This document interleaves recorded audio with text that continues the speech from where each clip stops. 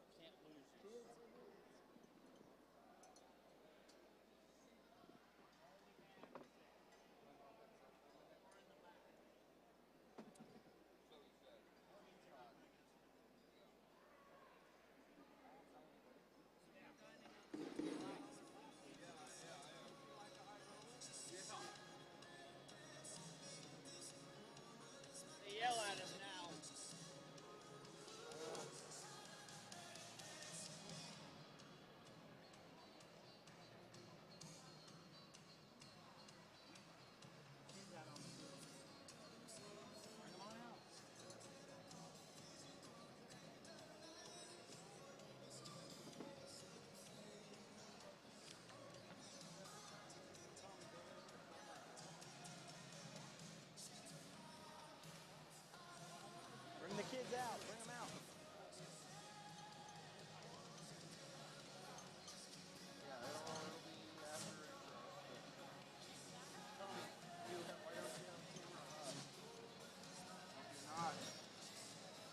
Not according to the stream.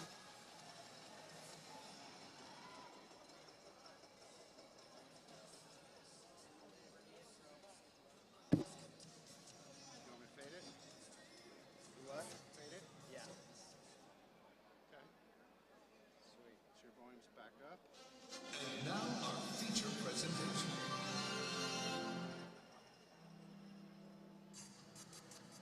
What? Oh, we don't have players?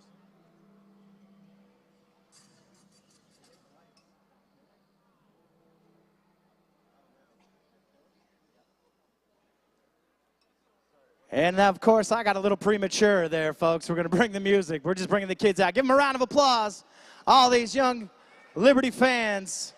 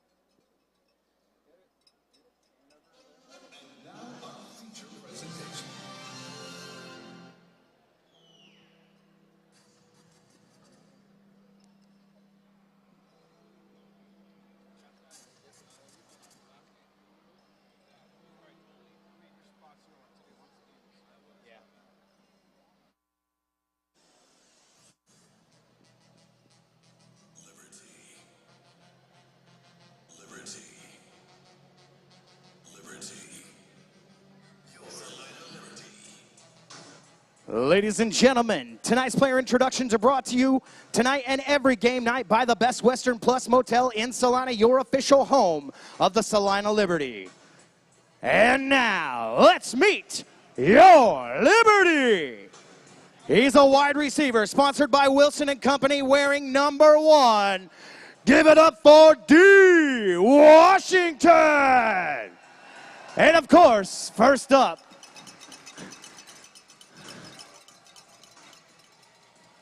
there he is. Give it up for D. Washington.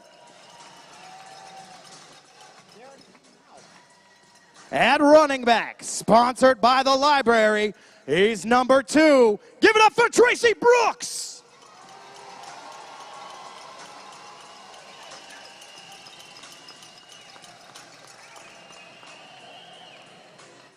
From Fort Hays State, at receiver, sponsored by the Alley, he is number 3, Ed Smith.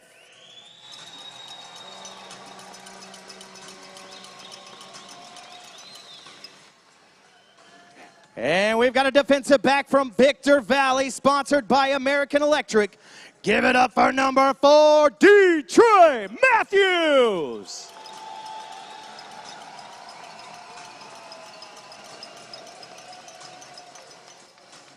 At defensive back from Bethany College, sponsored by Burger Theory, number 5, Dwayne Autry.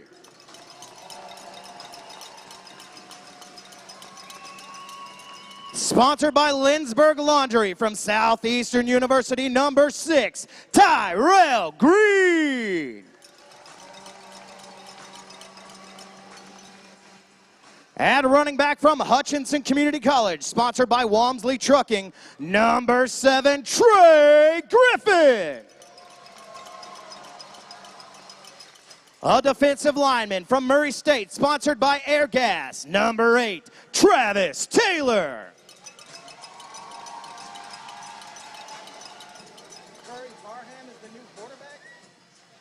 And at number 11, a quarterback from Tabor College, sponsored by Comfort Inn, number 11, Curry Parham. Wait a second. That is not right. Hold on here. At quarterback, here we go. That was the wrong list. That's my man.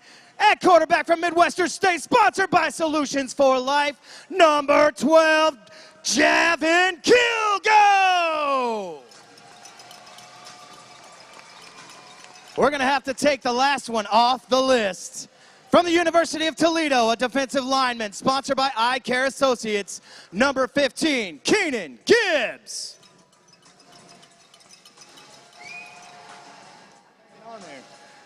A wide receiver from Oklahoma State, sponsored by Auntie Rita's, number 19, Anthony Love.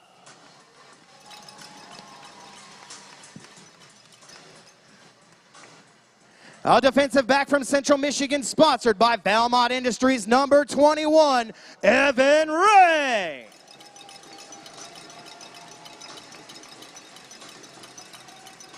A linebacker from Troy University, sponsored by Accurate Electric, number 22, Tron Folsom.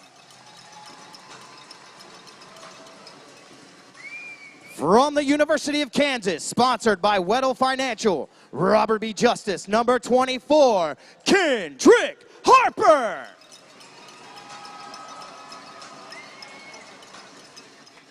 Wearing number 28, sponsored by Taco John's from Kennesaw State, Tristan Gould.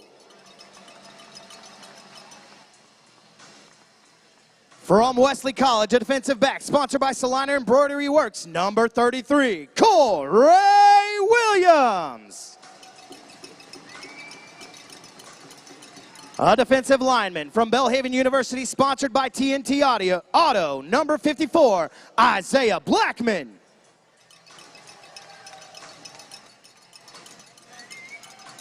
Number 55 from Grand Rapids, CC, sponsored by One Vision Aviation, our kicker, Jimmy Allen.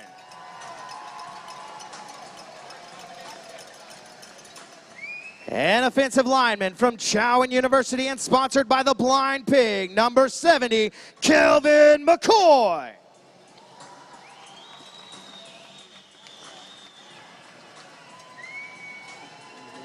An offensive lineman from Prairie View A&M, sponsored by Lindsberg Laundry, number 72, Aeneas Ruiz. Wearing number 79, offensive lineman from Adams State and sponsored by Wilson and Company, Aliki Tapa. On the offensive line from Lane College and sponsored by M&H Motors, number 92, Stephen Fluker.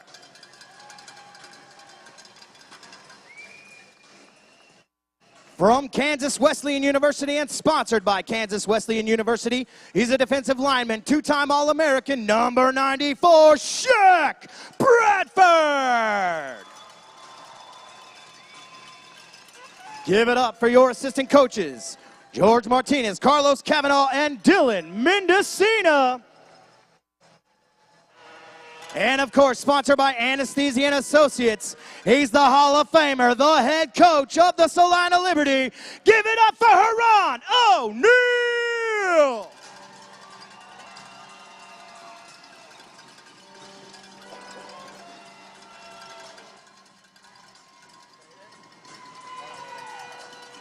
Ladies and gentlemen, give it up for your Salina Liberty.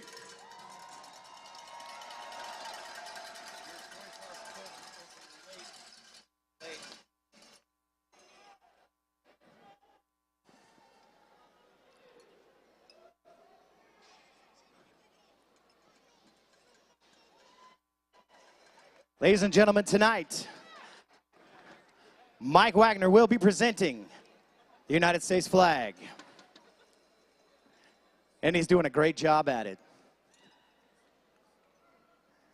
Ladies and gentlemen, we remind you that you are to remain at attention until the colors have been retired, following the singing of our national anthem. And now, Pastor John Philippi will lead us in our prayer.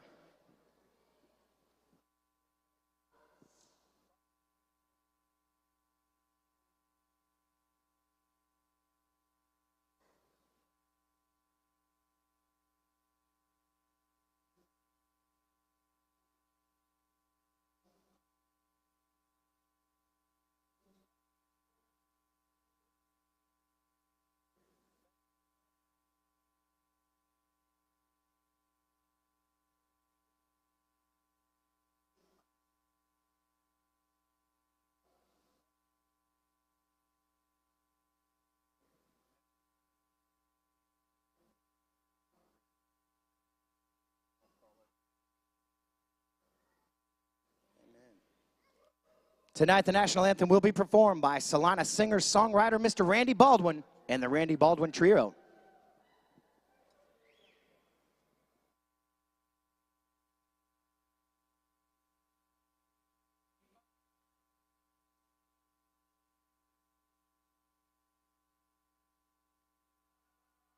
We hailed at the twilight's last gleaming, whose broad stripes and bright stars through the perilous fight o'er the ramparts we watch, we're so gallantly streaming, and the rocket's red glare, the bombs bursting in air, gave proof through the night that our flag was still there.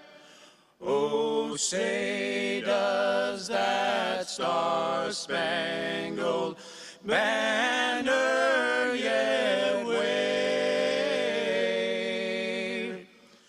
o'er the land of the free and the home of the brave.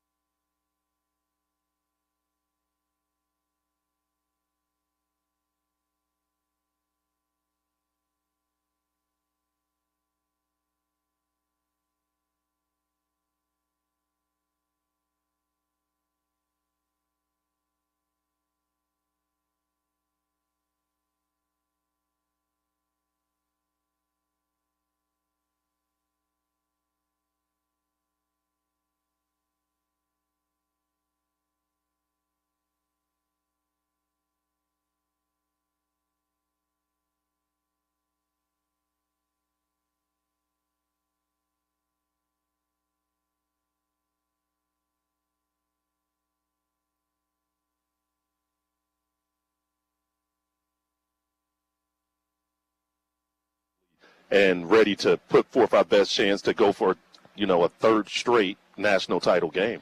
This is an offense for Billings. They average over 50 points a game.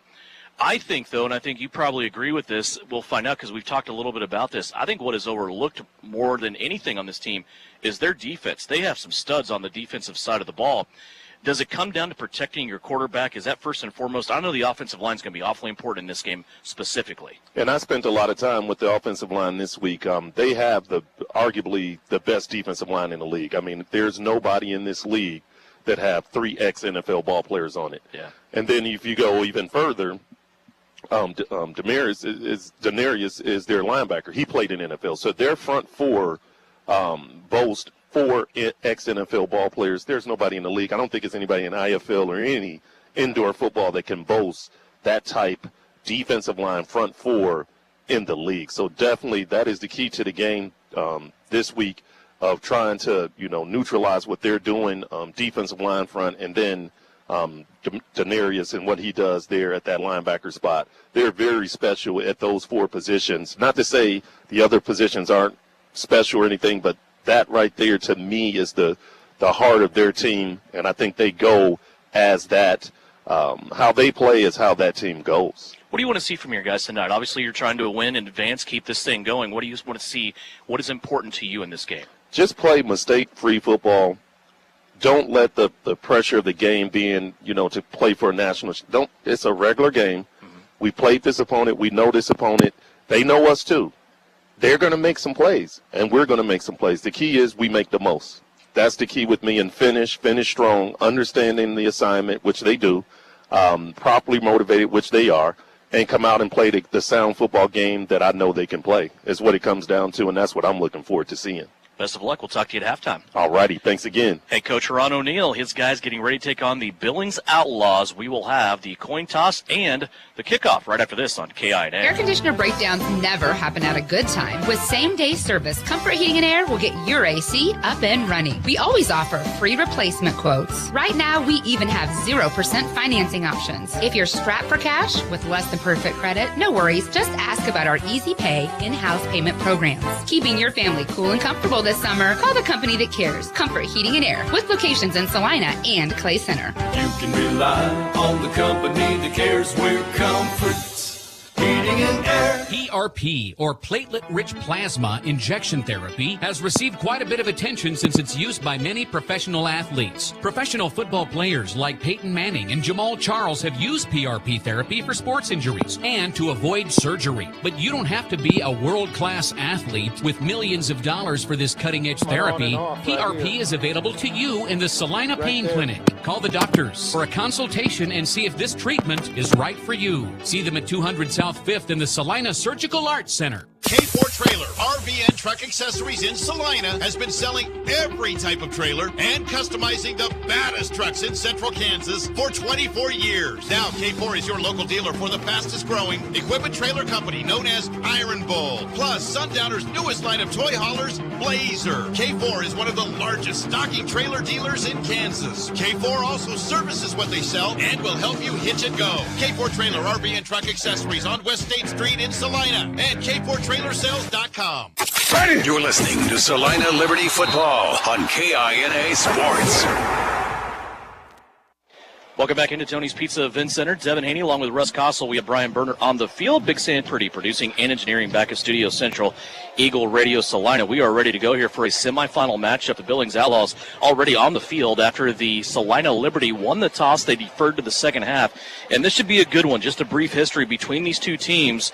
This year, back on April 10th, Salina went into Billings. The Outlaws got a victory. 2 defensive touchdowns in that game.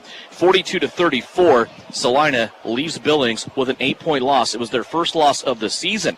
Then fast forward, not quite a month later, May 7th, Billings made the trek here to Tony's Pizza Event Center. Salina once again scored 34 points, but they limited Billings to 19 points as that defense for Salina was in full effect. And guys, probably the two biggest things I remember about that game in April was, one, Salina was down 13-0 early on. And they really kind of seemed dead in the water, but then all of a sudden, probably one of the most iconic plays of the season, the kick return by Dwayne Autry, how he spun out of a crowd of about 12 different people, ended up finding the wall and then going to the end zone. And then on the very next possession for Salina's defense, Tron Folsom got a football off the ground, returned it for a touchdown. All of a sudden, Salina was back in front, and they never relinquished that lead. And they went on a huge run, a 34-6 run to end that football game. This will be the third chapter in the rubber match for the right to go to Champions Bowl 7 next week. Yeah, and I think it's going to come down to defense. You touched on it. This Salina team is defense heavy. We'll go to bat, and arguably the best defense overall in the league. You heard head coach Ron O'Neill talk about Billings probably has the best front three in the league as far as that. But I think as an overall 8 men on the field, this Salina defense is fun to watch. Salina ready to kick it away. Jimmy Allen has his hand in the air. He will have the approach off the right hash and put it end over end back to the end zone. Billings will have the return. This is Josh Best, and he will go up to the left-hand side, and then they take it up against the wall at about the 14-yard line. And, of course, a little bit of a skirmish over there on that far wall as the emotion's running high here already. Billings will come out starting out on offense. They are wearing their all-white jerseys. White pants, white top, blue helmet with that Outlaw logo on the side. Tonight for the Liberty, they are wearing red pants and a camouflage type of color scheme. On the top, they're dark blue plain helmets with no logo. Yeah, let's get a first look here at this Salina defense and see exactly what they can do at the start of this game. We'll touch on it now, and I'll let you go from here. Arguably the best to ever play indoor football at the quarterback position, Charles McCollum, inactive tonight. Yeah.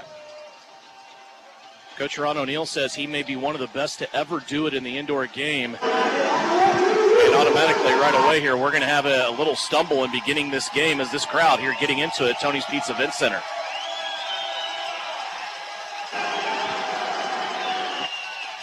Yes, sir? I was going to say, it looked like Theo Johnson had already tried to call a timeout.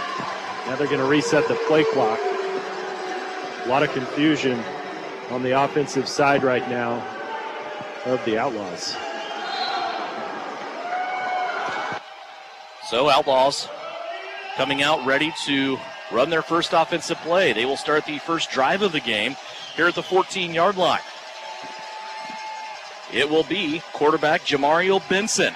Benson will send a couple of receivers in motion, and we will have an illegal procedure right out of the gate as this crowd and timing really seems to be affecting Billings here early on their first play and previous to their first play.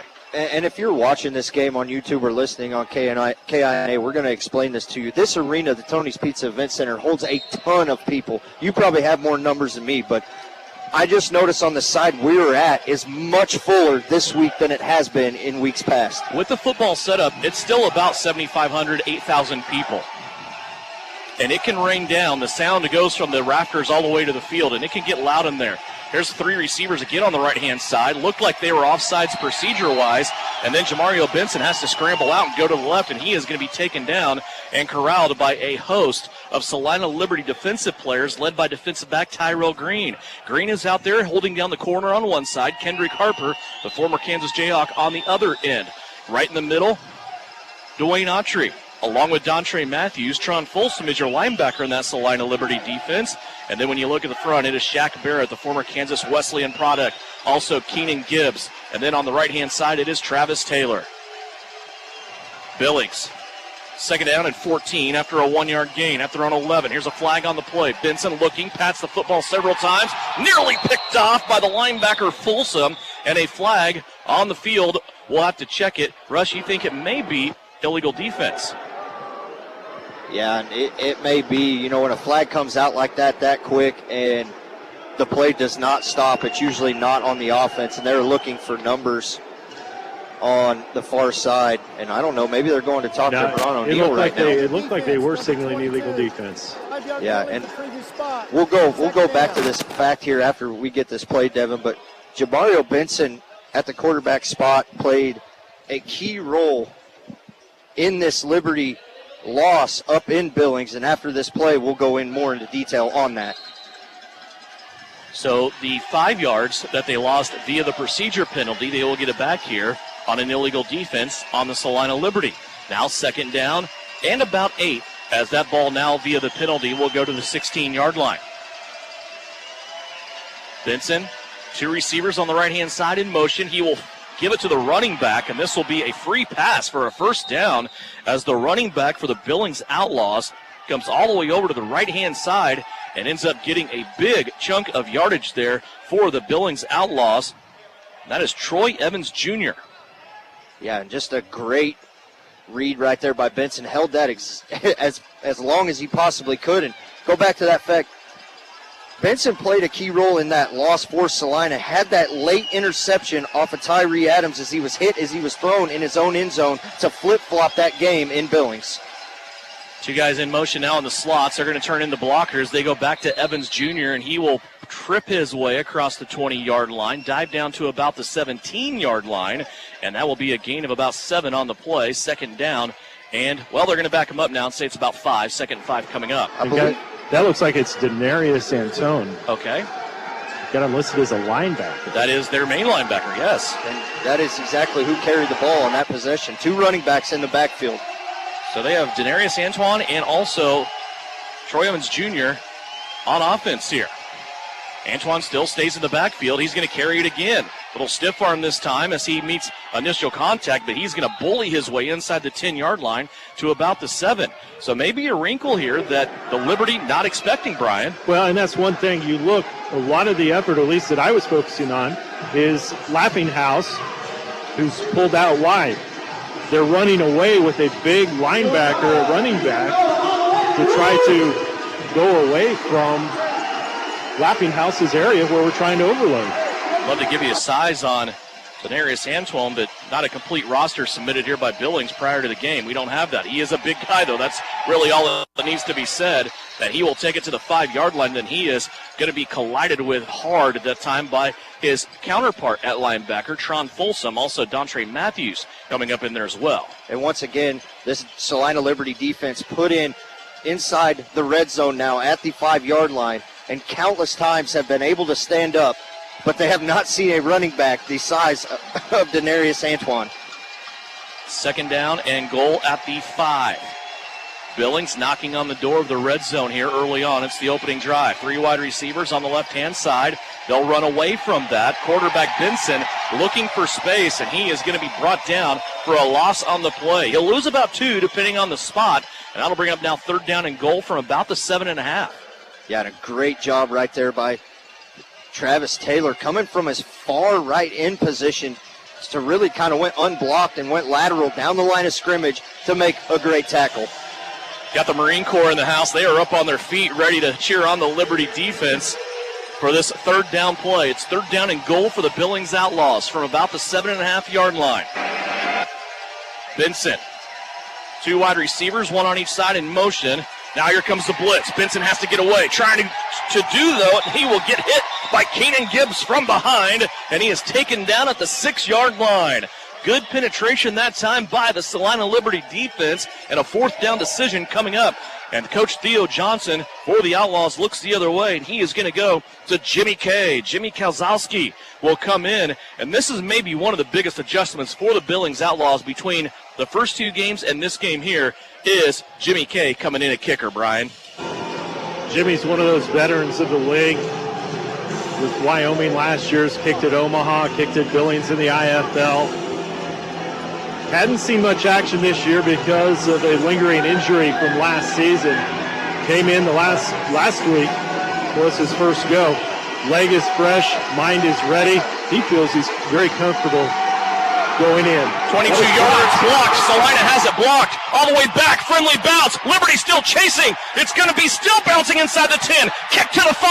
Now inside the 4. A scrum at the 3. Up against the wall. And the Liberty chased that football all the way down to the red zone on the opposite side. Shaq Bradford, his calling card is I'm going to block your kick. And that's exactly what he has done there. And it will take us to our first media timeout. 8:59 left to go first quarter. We are scoreless. It's the Liberty's turn on offense when we come back. Schill Construction does metal roofs. Schill Construction offers residential, commercial, and ag metal roofing. Schill offers designer ribbed steel, standing seam, screw-down panels, or stone-coated steel. Schill Construction has financing available with low monthly payments. When it's time for a new metal roof, remember Schill Construction. We'll travel to you and provide free estimates. Call 833-2007. That's 833-2007. Google us, SchillRoofing.com, or find us on Facebook. Schill Construction, the company your neighbors trust.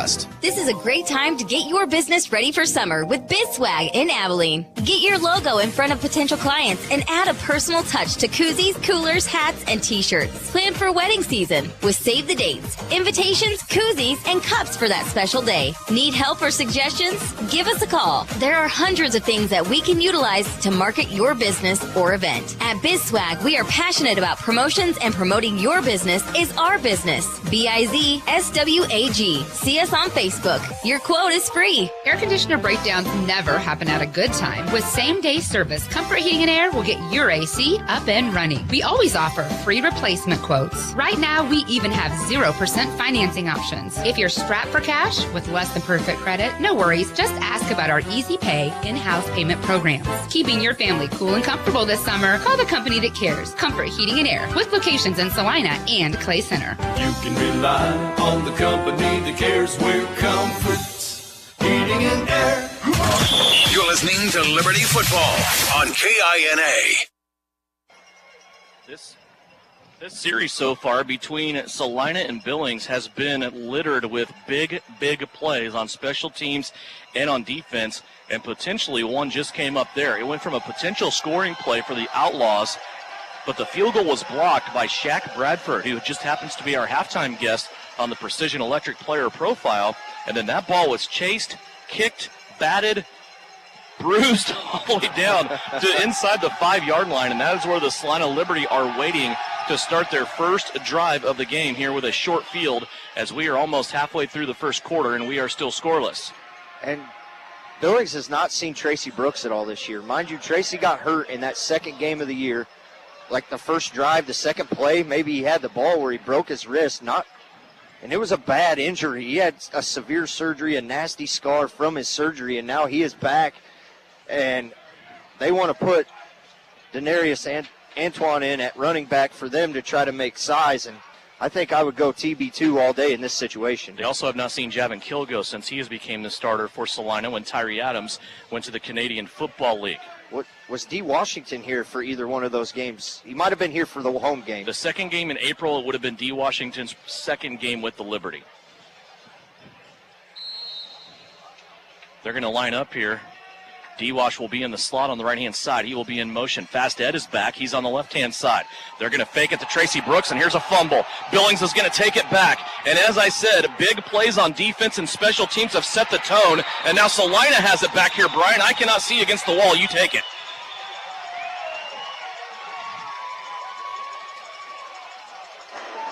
I wasn't able to see exactly what happened, but it looked like D. Washington came away with the ball at the end. As the ball was loose, one of Billings' players, it looked like, tried to pick it up. Now, whether they will say he was down by contact could be something that they're going to look at. It looks like they're going to go to review this. Yeah, the official made an announcement. His mic was not on.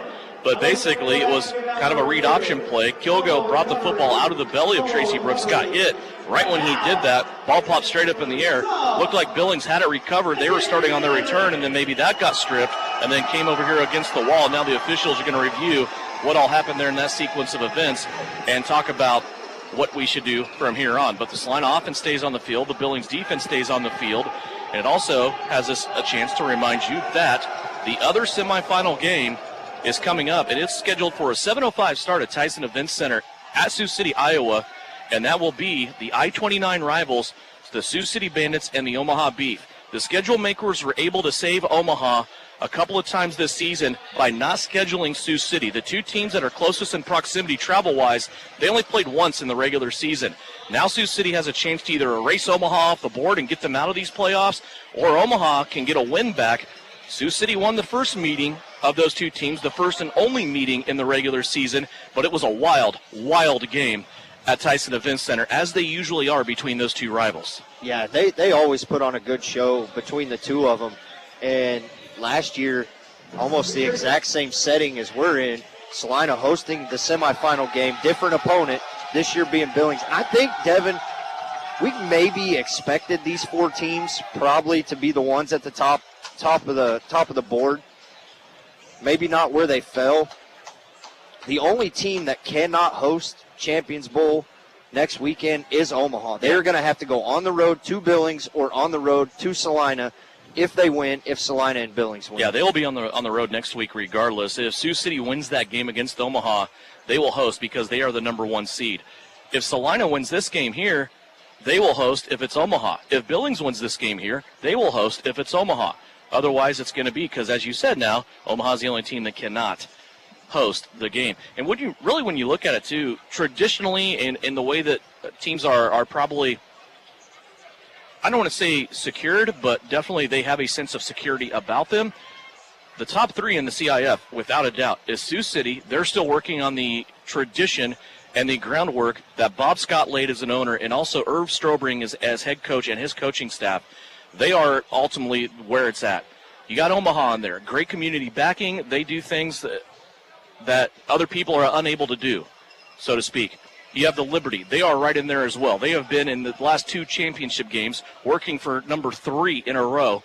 And then you have Billings, a team that traditionally, with Heron O'Neill, head coach, was very, very good, had championships, and then ended the franchise with the help of some natural disaster and a tornado. But now they are being resurrected, and it's nice to see the Outlaws back. Yeah, and the new owner that came in and just took this team over is here tonight, and got a chance to talk to him. Very positive way of thinking, and Billings is back. Like, they're not going anywhere. So I suspect that these top 4 teams are probably the most solid franchises in the CIF. And you go back to Sioux City at the Tyson Event Center. If you got to go on the road and play somewhere, that is a great atmosphere to play, a great environment, great hospitality. When we go up there probably 2, sometimes 3 times a year, depending, because just the way the schedule works and we have to travel everywhere. So if you got to go back up there, if you're Salina, yes, you would love to host the Champions Bowl game. You can get your community involved. You can do a lot of things during the week to get everybody here. But if you have to go on the road, a place like Sioux City is a great place to host a championship game. Still awaiting the referees and their decision after a official review. I don't believe either coach challenged what happened on the field or where they were at. I think maybe the officials, Brian, were just kind of at a loss of what to do and decided to take a look at the video. Yeah, they had the opportunity to go ahead and just to double check. The interesting thing was it looked as if, and if I remember correctly, on the field, the call made was possession Salina. So that is what would have to be overturned in case there was a challenge. I know that the white hat was talking to Theo Johnson, so maybe we just didn't see a red challenge flag come out. I'm not sure. But the interesting thing is both the offense for Salina, the defense for Billings have remained on the field. So I think both coaches are confident from the standpoint that this is how the call will be made, that it will be Salina's possession. Interesting turn of events. Just when you think Salina's got the momentum coming in there, that defense of Billings just steps right up. And it goes down to those front 3. Claude Davis, Dylan Donahue, Jeff Luke up front. Those 3 guys are a staple. If you want to model your front 3 or a front line in any game of football, you need to watch these front 3 from Billings because they are absolutely incredible. Dylan Donahue had a phenomenal game the last time Salina was up in Billings. He is just by himself is just so much fun to watch. Just how he handles every play. He's just nonstop. He's that Energizer bunny that just keeps going and going and going. Tell you what, he will just get in your face. And so he definitely backs up all the talking that he does out there. So we've got, looks like the officials are trying to make their way back out, so we'll see what goes on. Still waiting the official announcement. We can see A couple of them in the tunnel as they are talking with some league officials that are here tonight. Now they have summoned Josh Best from Billings over. Now it looks like they're talking to Francis Flax, the general manager of Salina Liberty. Maybe having microphone problems as they're bringing him a hand mic.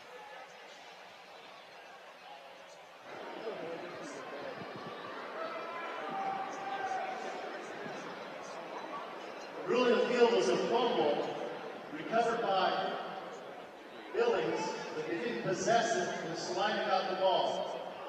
After review, the ball did not hit the wall, and Salina recovered. It'll be second down, Salina's ball. Interesting call there. So they never saw a change of possession. So Billings, what they're saying is Billings never had, and we have a terrible angle up here to see this. I'm just going off of what Craig said on the call there. So possession was never corralled by Billings. So it was technically a fumble still loose that D. Washington was able to get. So it is second down and goal from the 9. So credit to D. Wash. He is not only one of the best receivers in the league, he kept possession there for Salina. They do take some steps back now. Second goal from the 9. Run to Tracy Brooks. Little stutter step in the hole, and he is going to be piled up on after about a half a yard loss back to the 10-yard line. It'll be third down and goal now from the 10. Yeah, so a big negative play that sets you back when you have the great field goal block by Shaq Bradford that apparently was hot. Nobody wanted to catch it, and it rolled all the way down to the 4-yard line. So now you're at third and goal from the 10-yard line, and maybe you look for a play. Haven't called Anthony Love's name a whole lot since D-Wash has showed up, but both those guys well over 6'5" that can go up and get the football in the back of the end zone. Donahue, Luck, and Davis in that order across the defensive line from right to left. They're going to try to run it again off to the right-hand side, go back to Brooks. He will get 2 yards back off the yardage that has been lost, and now bring up a fourth down and goal from the 8-yard line here for the Liberty. Ron O'Neill not looking towards the bench at all. He's going to go for it here on fourth down, maybe looking at this as a gift, and now he's going to late decision bring his kicking unit on, and here comes Jimmy Allen. And people might wonder why on third and goal from the 10-yard line are you still running the football when you have 2 yards of offense right now. That's a staple of this Ron O'Neill and this Salina Liberty team. They have a play call set out, and they're going to run it whether it goes or not. So maybe setting up for something later down the line. Tracy Brooks will be the holder. Kelvin McCoy will be the snapper here. The Southpaw center will snap it back to the former MVP from last season. Jimmy Allen will have the kick from the 15-yard line. It's a 23-yard attempt. Here comes the snap right down the center field. Now this is blocked, and it goes up against the wall. Billings has a chance at a return, and it's blown dead here as Roderick Jarrett brings it out to the left-hand side. And now 2 blocks on 2 field goal attempts for Billings and Salina, 1 each. And I think this ball will be placed at the 5-yard line since it did touch the back of the wall. So it is going to be ruled dead right there, and that's exactly what they're saying. So it'll be 1st and 10 for Billings at their own 5-yard line. So a wild start, to say the least, for this game. Crazy start to this game. 2 field goal attempts, 2 blocks. See if the Salina defense can once again come up with a great stand once again, maybe not to give up so many yards. And now Billings kind of going away as they now just have Troy Evans Jr. in the backfield. Evans now the lone step back. He'll take the handoff. Now try to spin off Tron Folsom, but Folsom is there, and he is going to take Evans down in the backfield for a 1-yard loss. That'll bring up 2nd down and 11. And once again, this front three, we talk about the front three for Billings, and rightly so. By far, probably the best 3 physical-wise up front. But I think technique-wise and in between the years, these front 3, Travis Taylor, Kodak Keenan-Gibbs, and Shaq Bradford up front for Salina is no slouch in its own right. 2nd down and 11 here for the Outlaws, backed up now on their own 4-yard line. Single back set again, 2 receivers on the right-hand side. Here's a pass out to Gary Brown, and that will be caught at the 9, and then he is hit immediately And that play stops there just inside of the 10-yard line. 3rd down and 6 coming up. Gary Brown has been really good against the Liberty this season so far. He is one of the leading receivers for this Billings team. In 2 games, he has 3 touchdowns. Yeah, between him and Tyrone Laughinghouse, those two at a 1-2 combination are just an incredible 1-2 punch on the offensive side of the football.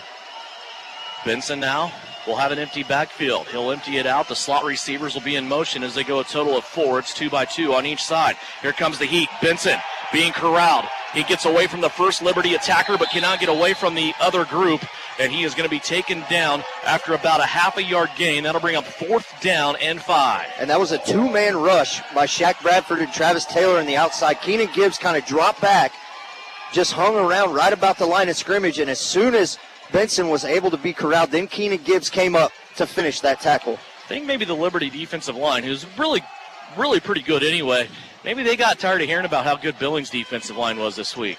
Yeah, and you know that, and you heard Haran O'Neal say it in the pregame, just preached over and over how good this defensive line for Billings is. But, Coach, in your back pocket, you may have one of the best that can match up with them in this league. Jimmy Kozlowski will kick it away from his own 2-yard line.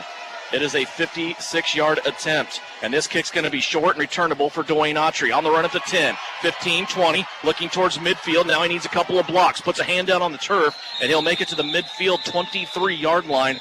Did not quite make it across the stripe, but still good field position preserved there by Dwayne Autry. Looks like we're going to have a media timeout here. And we are. Media timeout. 4:17 left to go here in the first quarter. We are still scoreless. Salina will have their second opportunity on offense. When we come back, you're listening to Salina Liberty Football right here on KINA. Think about the word precision. Precision represents quality and the fact of being exact and accurate. Isn't that what you want when it comes to electrical? Precision Electrical Contractors in Salina brings exact and accurate quality to electrical jobs in Central Kansas since 2003. Precision Electric's focus on quality and performance, combined with their experience and dedication, creates a winning set of finished products which saves their customers money. Don't rely on so-so electrical. Visit the team at Precision Electrical Contractors. Online at pecsalina.com. Don't go another day with roof problems. Ryan Roofing will provide you with the world's best roof. The Durolast Roofing System. Custom prefabricated to fit your specific building. Your Durolast roof will be leak-free with virtually no maintenance. It's resistant to fire, high winds, chemicals, and temperature extremes. Plus, there are potential energy savings versus traditional roofing. Ryan Roofing has installed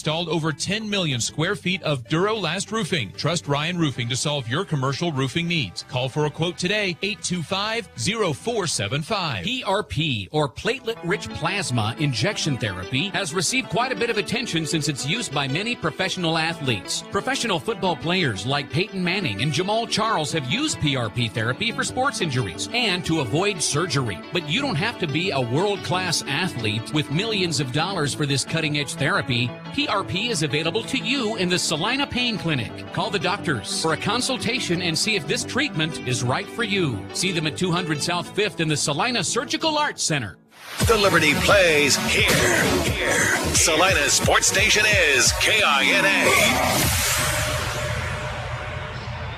Welcome back here to the Tony's Pizza Event Center. 4:17 left to go here in the first quarter. Had a corn dog eating contest there at the media timeout, just at the first quarter break.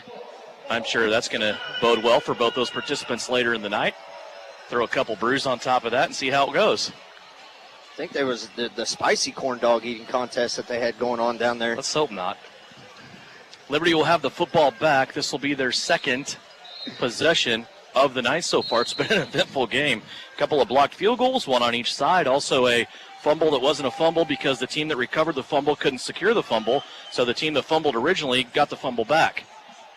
Yeah, I'll plead the fifth on that one. First down and 10. Now Liberty from their own 25-yard line. Stephen Fluker reaches down, grabs that football. Kelvin McCoy still moving out to the right-hand tackle. Javin Kilgo goes to pass. And maybe too many corn dogs for Javin Kilgo. That thing just squirted right out of his hand and went all the way back to the 14-yard line. So he has had slippery ball type of situations now on two different plays so far in this first quarter. Yeah, it had two receivers. You know, Anthony Love was wide open in the middle of the field, and it looked like maybe Fast Ed Smith down the sideline. Both of them open. As now it looks like Claude Davis, after one play on this series, slowly going off the field. They are going to bring in former Salina Liberty defensive lineman from a couple of years ago, Eddie Hamilton, who will take up now the right-hand defensive end on this Billings defense. Here's a little flag screen pass out to Ed Smith. Ed will dance around, and he will take it out to about the 17-yard line, maybe the 18. It's good to have Fast Ed back. He has been out of commission for about a month. Word is he could have played, but remember, he made one of the spectacular catches at Tyson Events Center when the Liberty went in and knocked off the Sioux City Bandits, went over the wall, caught the touchdown, but landed in an area in the arena where there were no fans, no seats, but an aisle, the railing and concrete. And he gashed his left arm wide open, and he has been out since that. So it's good to see Ed Smith back here in the Liberty lineup. 2:38 left to go here, first quarter. We are still scoreless. Tracy Brooks will come out to the left-hand side. Movement all over the place. Flags are going to fly. This may be a free play for the Liberty, and it's going to be a touchdown. Demarius Washington puts the defensive back on his hip, and he is able to bring that football in. Now we need to check the flags and make sure it is going to be a Liberty touchdown. Yeah, and it is offsides on the defense, and you want to talk about a way to redeem yourself. Javin Kilgo, just an absolute drop the dime right into the lap of Demarius Washington, and Demarius was being tugged from behind. So if that ball was not laid up right in his lap, come down right, just hold your hands out right in the breadbasket. Just an absolute great catch by Demarius Washington. And Javin Kilgo, like I said, you struggled early, a fumble, a pass that fell out of your hands, and then you come back and you make one quick pass to Ed Smith, and then just one pass right there to Demarius Washington. I think that is the 8th touchdown in 4 games for Demarius Washington as Jimmy Allen pokes the kick through. 7-0. The Salina Liberty take a lead. And Brian, we have talked about this on several occasions, the addition of Demarius Washington to this team. And as I said, this being the 4th game of the last series, you go back the game against Dodge City, the game against Sioux City, the game against Topeka. In that stretch, in about the last 30 days of plays, that is his 8th touchdown. Yeah, it's kind of mind-boggling to think what type of numbers he'd put up if he would have had a complete season here. That ball, as you said, perfectly thrown. Being able to hold on to that ball, I'm wondering how slick those balls might be right now, because Javin's had a tough time these last couple of possessions. I'm going to try to get with him just to kind of get an idea. But as you get these new footballs brought into play, sometimes they don't have the grip that they might be used to with some of the practice ones. So we'll see how it goes, but a great connection, and those two have been able to connect. They're very comfortable with each other, so hopefully that can continue as this game progresses. And we've really seen Demarius Washington take off with the presence of Javin Kilgo. There's some connection there, and we can definitely see it on the field. I want to go back to the football point here after this kick for Jimmy Allen. He has teed up. He is going to squish it to the right-hand side, the right-hand third of the field as he views it, and he is going to kick away here to the Outlaws from Billings, Montana. Back deep on the reception will be Josh Best. Takes it a yard deep in the end zone, out to the 10, 15, and then corralled just short of the 20-yard line. Supply and demand issues all over with everything. It doesn't matter what it is, but that also includes footballs. I know when we first started out this season, the Salina Liberty specifically could not get footballs in that have been ordered for several months. They ended up having to play their first couple of games here at home at Tony's Pizza Event Center with balls that were left over from last season. So maybe the consistency and where some of these footballs that are replacements are coming from may be a problem as well. Yeah, I just spoke with Javin, and he said, just being able to get that grip, even the one connection that he had over on the side, it wasn't as much of a throw as he had to push that ball in that direction, just not able to really get good control over it. 7-0 Liberty, 1:18 left to go. Here's a bad snap. It's on the ground. Benson has to pick it up. Now he's being chased, and he will put it over into the party pit area as Shaq Bradford was bearing down on him, chased him back inside of the 10-yard line, and Benson did a really good job getting that football off the bounce and saving possession. Yeah, you touched on it right there. That's probably the best bet he could have did was to get rid of that ball as Shaq Bradford was beaming down on him, and to have the awareness to know, hey, I'm out of the pocket. I'm just going to flip this over the wall and, save myself and bring up second down. Second down and 10 for the Outlaws. They're operating from their own 19-yard line. Good field position here. Three wide receivers left-hand side. Benson wanted to pass that way. Now he's going to tuck it and run. He will make it to the 23 on a gain of about 4, and that'll bring up 3rd down and 6. Yeah, and Ron O'Neal extremely upset with something that happened on that play. I'm not quite sure what it would be, but once again, another great play by Benson to make something out of nothing. Like one of the receivers for Billings came in a little late and went into the back of the legs of Dontre Matthews. And that may be our last play of the first quarter, and it will be, as Billings will not get to the line in time, and we are at the end of the first quarter. 7-0 is our score. Salina leading in an interesting ball game here. Champions Indoor Football semifinal matchup. Liberty 7, Outlaws 0 on KINA. When pests have become too much, it's time to call Hassman Termite and Pest Control. With staff having over 150 years of combined experience, we offer all services for structural pests: termites, ants, roaches, spiders, crickets, mice, and bed bugs.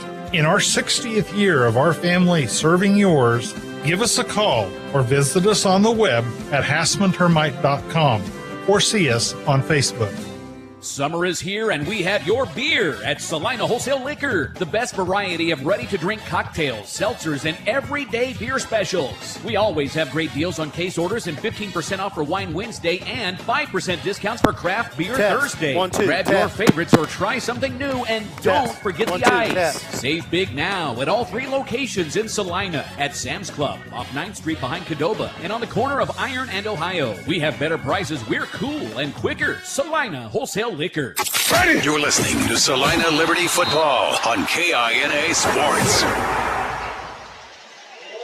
Ready to start second quarter action, 7-0. Some personnel back and forth, juggling here for the Liberty. Now they're going to have Dontre Matthews come back out onto the field.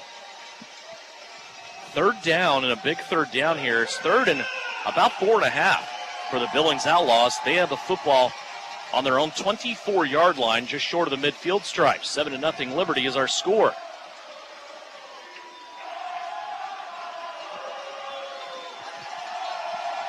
Officials making sure everybody is set and ready to go. All the defensive backs for the Liberty about 5 yards off the line of scrimmage. Here's Benson. Wants to scramble. He has a lot of room after those defensive backs backpedaled, and he will have a 1st down. Benson is more of a runner than what Charles McCollum was. McCollum was deadly in the passing game. Benson more apt to run that football, and that can pose a problem. We saw Salina's defense, Russ, have problems with the running quarterback in their last regular season game at Dodge City. Yeah, and you're exactly right. And Benson last week did a great job against Wyoming of almost single-handedly stretching that one out to get it out of reach and being able to run. 1st down and 10. Benson moved the chains there. Now in Liberty territory at the 19-yard line. 2 receivers on the left in motion. They're going to fake the handoff. Benson on the read option with the keeper, and he's going to pay for it.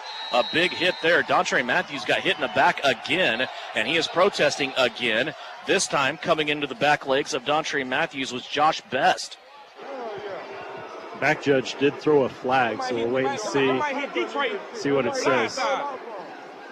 Yeah, and that's the second time Detre or Dwayne Autry has been cleaned up really late and from behind on that play. And it looks like these blocks are down low underneath Personal the knees, foul. too, which Illegal is very blindside dangerous. block. Number 6. And there they got the illegal blindside 15-yard block penalty right if he ends there. the So play. I don't know if blindside or low, but Second down. that is a huge blow because that's going to push that what would have made 3rd and about 7 back to 2nd and correction, a country mile. 2nd Kenwood Cove as you go out the door and end up at the water park across the street. It is still 1st down, though, for the Outlaws, but they will be backed up now on their own side of the field to the 18-yard line. It's about 1st down and 22.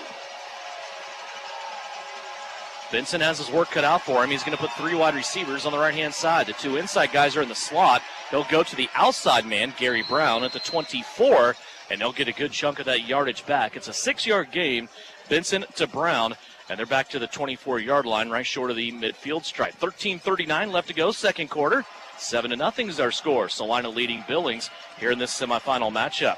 They are underway about 5 minutes into the game in Sioux City, Iowa. still scoreless between the Sioux City Bandits and the Omaha Beef.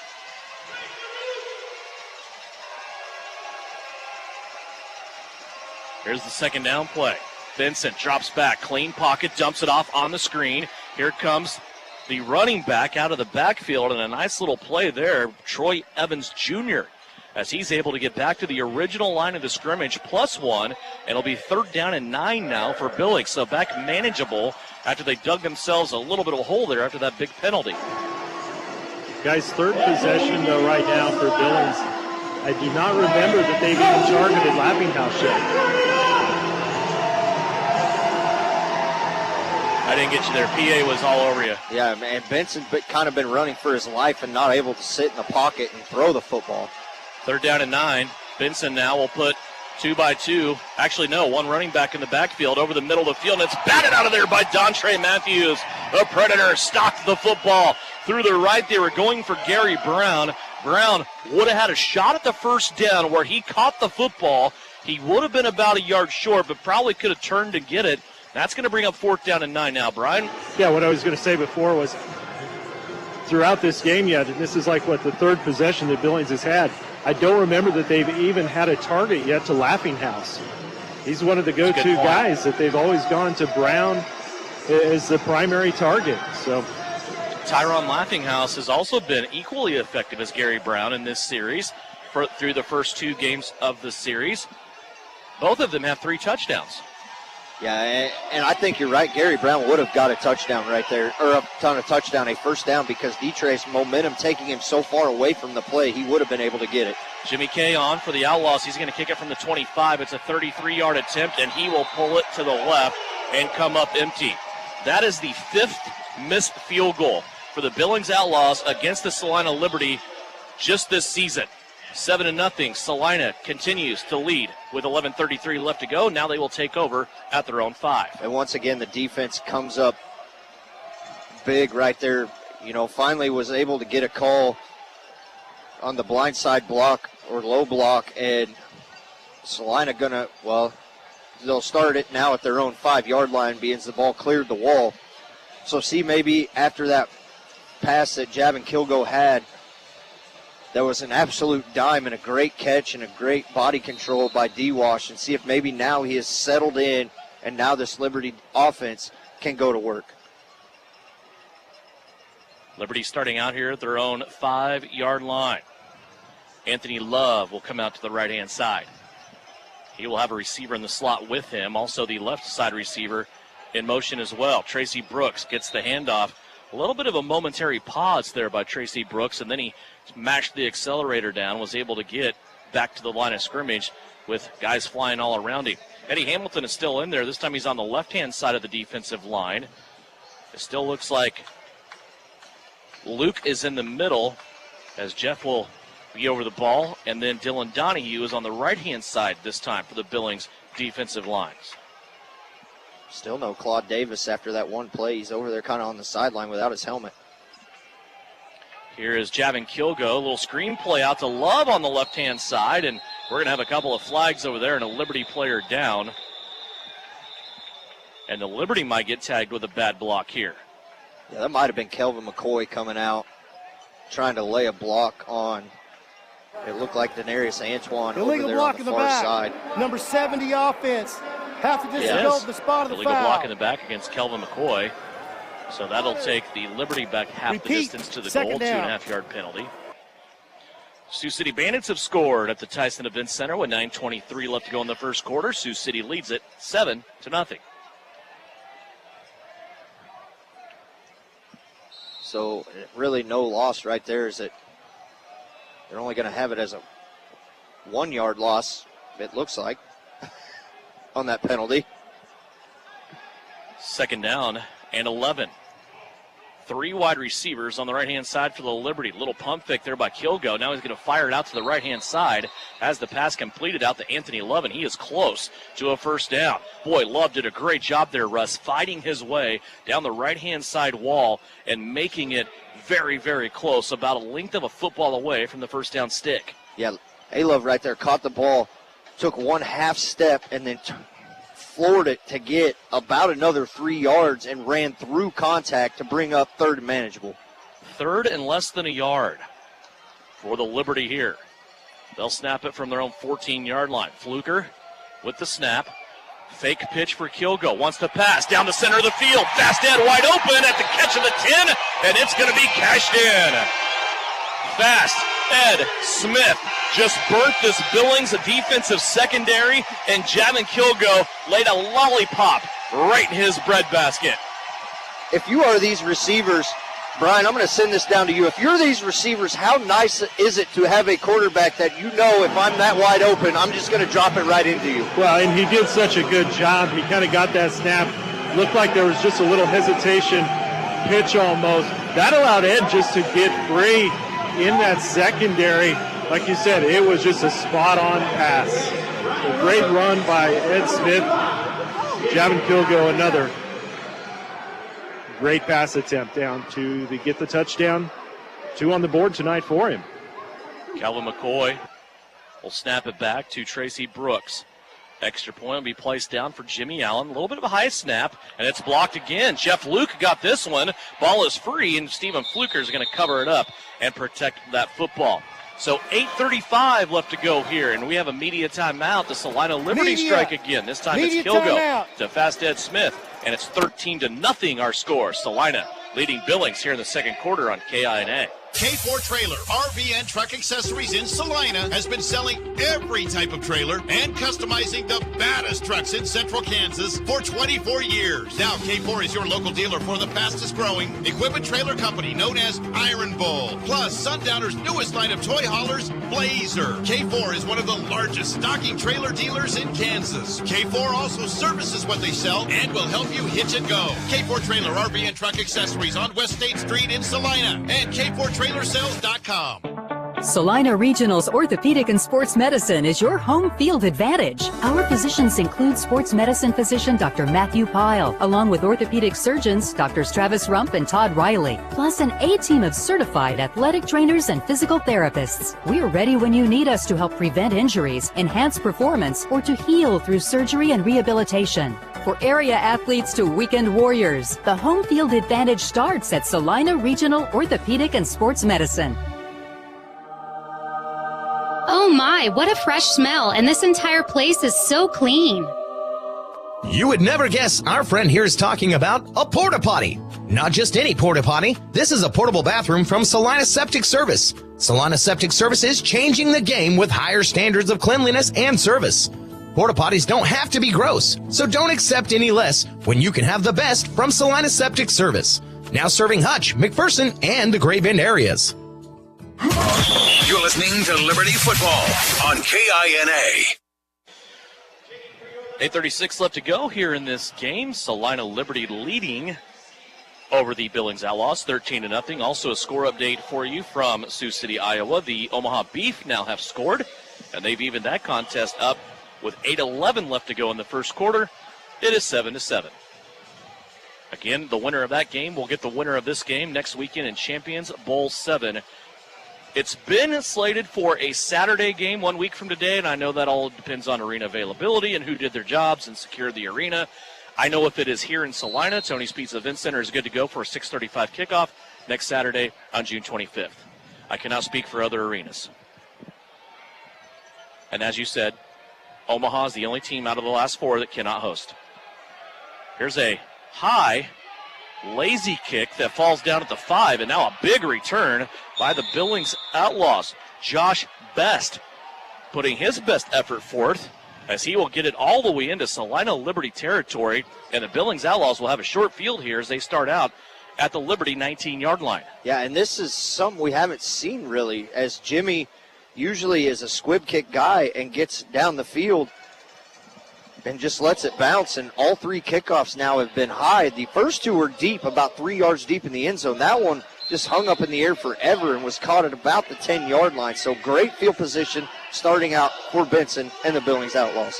So it could be a big 8 minutes here, guys, for the Liberty. Remember, they will get the football to start second half. Just kind of looking ahead at what we might see here the next few minutes.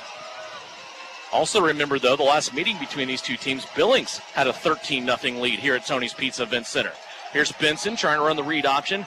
Brings it off left tackle. Tron Folsom is there. And he will limit Benson to a 2-yard gain, bringing him down. Well, they're going to give him 3 to the 16. Denarius Antoine back in the backfield now for Billings. I can't recall seeing him against us play at the running back position, but just a very, very large runs downhill.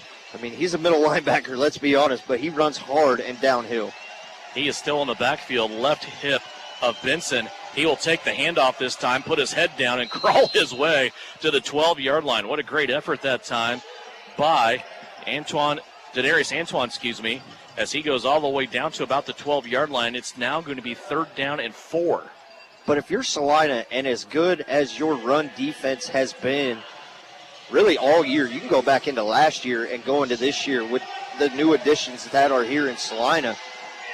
I think you want them to run the ball. Not only does it chew clock, but your run defense is very, very good.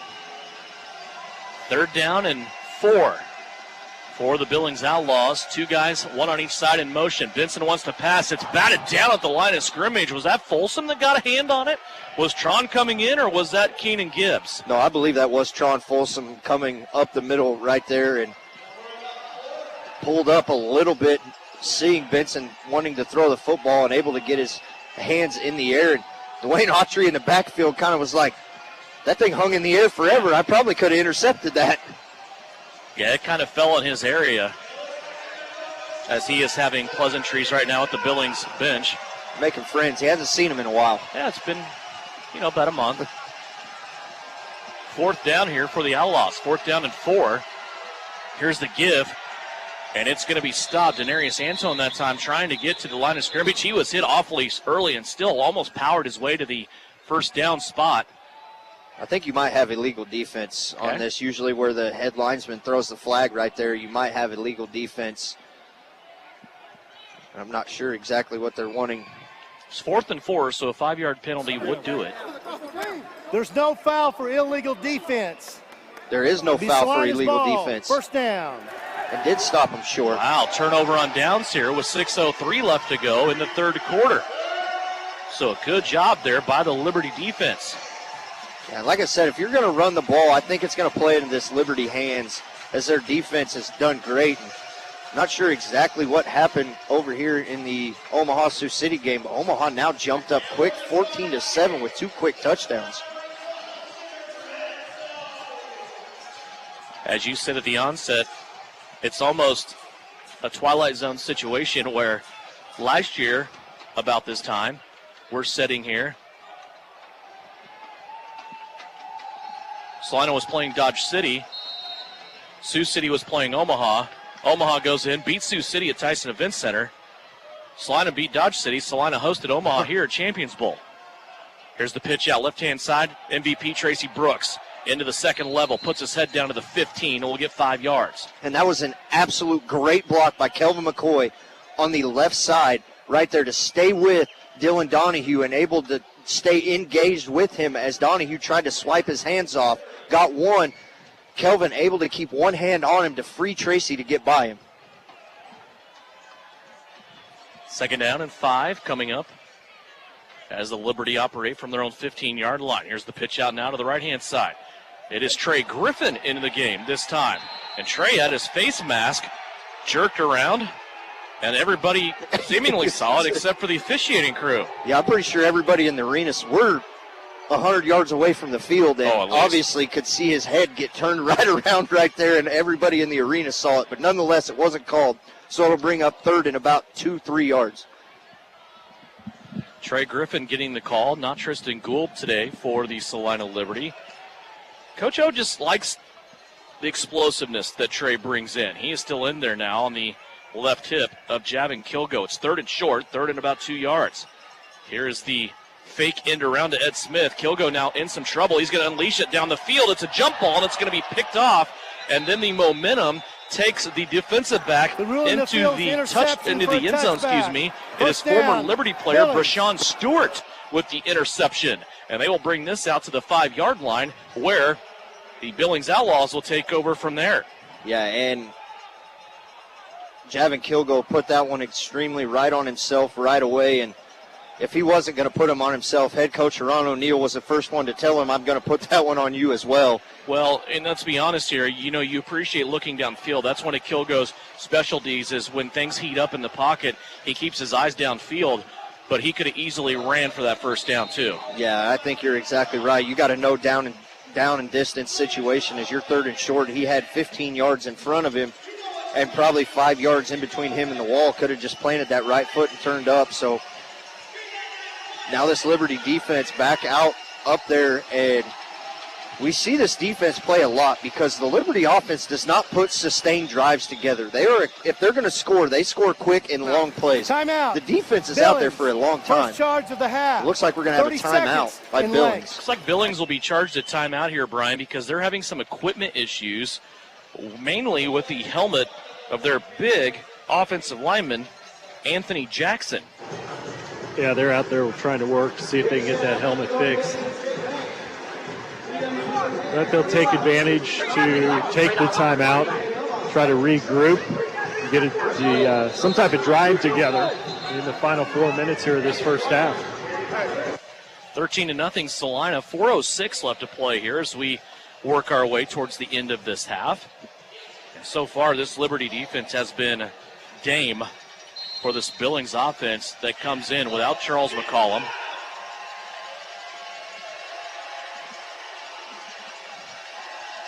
Here is a handoff. There's a blindside block once again. Tron Folsom, if he got upended, clearly blindsided, and went into the back legs of, I can't tell if that's Travis Taylor. Taylor, yeah.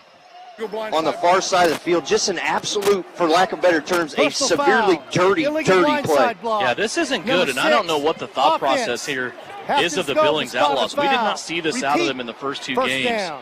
But these are very dangerous plays. I mean, they are just headhunting, so to speak, the back legs of these Liberty defensive players. This is the 4th time we've seen it. Yeah, Travis Taylor, good to see him hop up on his feet, as he is an absolute key on this defensive line as the trainer is trying to, we want you to walk it out. We know you're all right, but, hey, let me look at it real quick, make sure you're okay, because, once again, Sean Folsom absolutely decleated at about the 6-yard line, and then Travis Taylor just gets upended and does a complete backflip onto his back.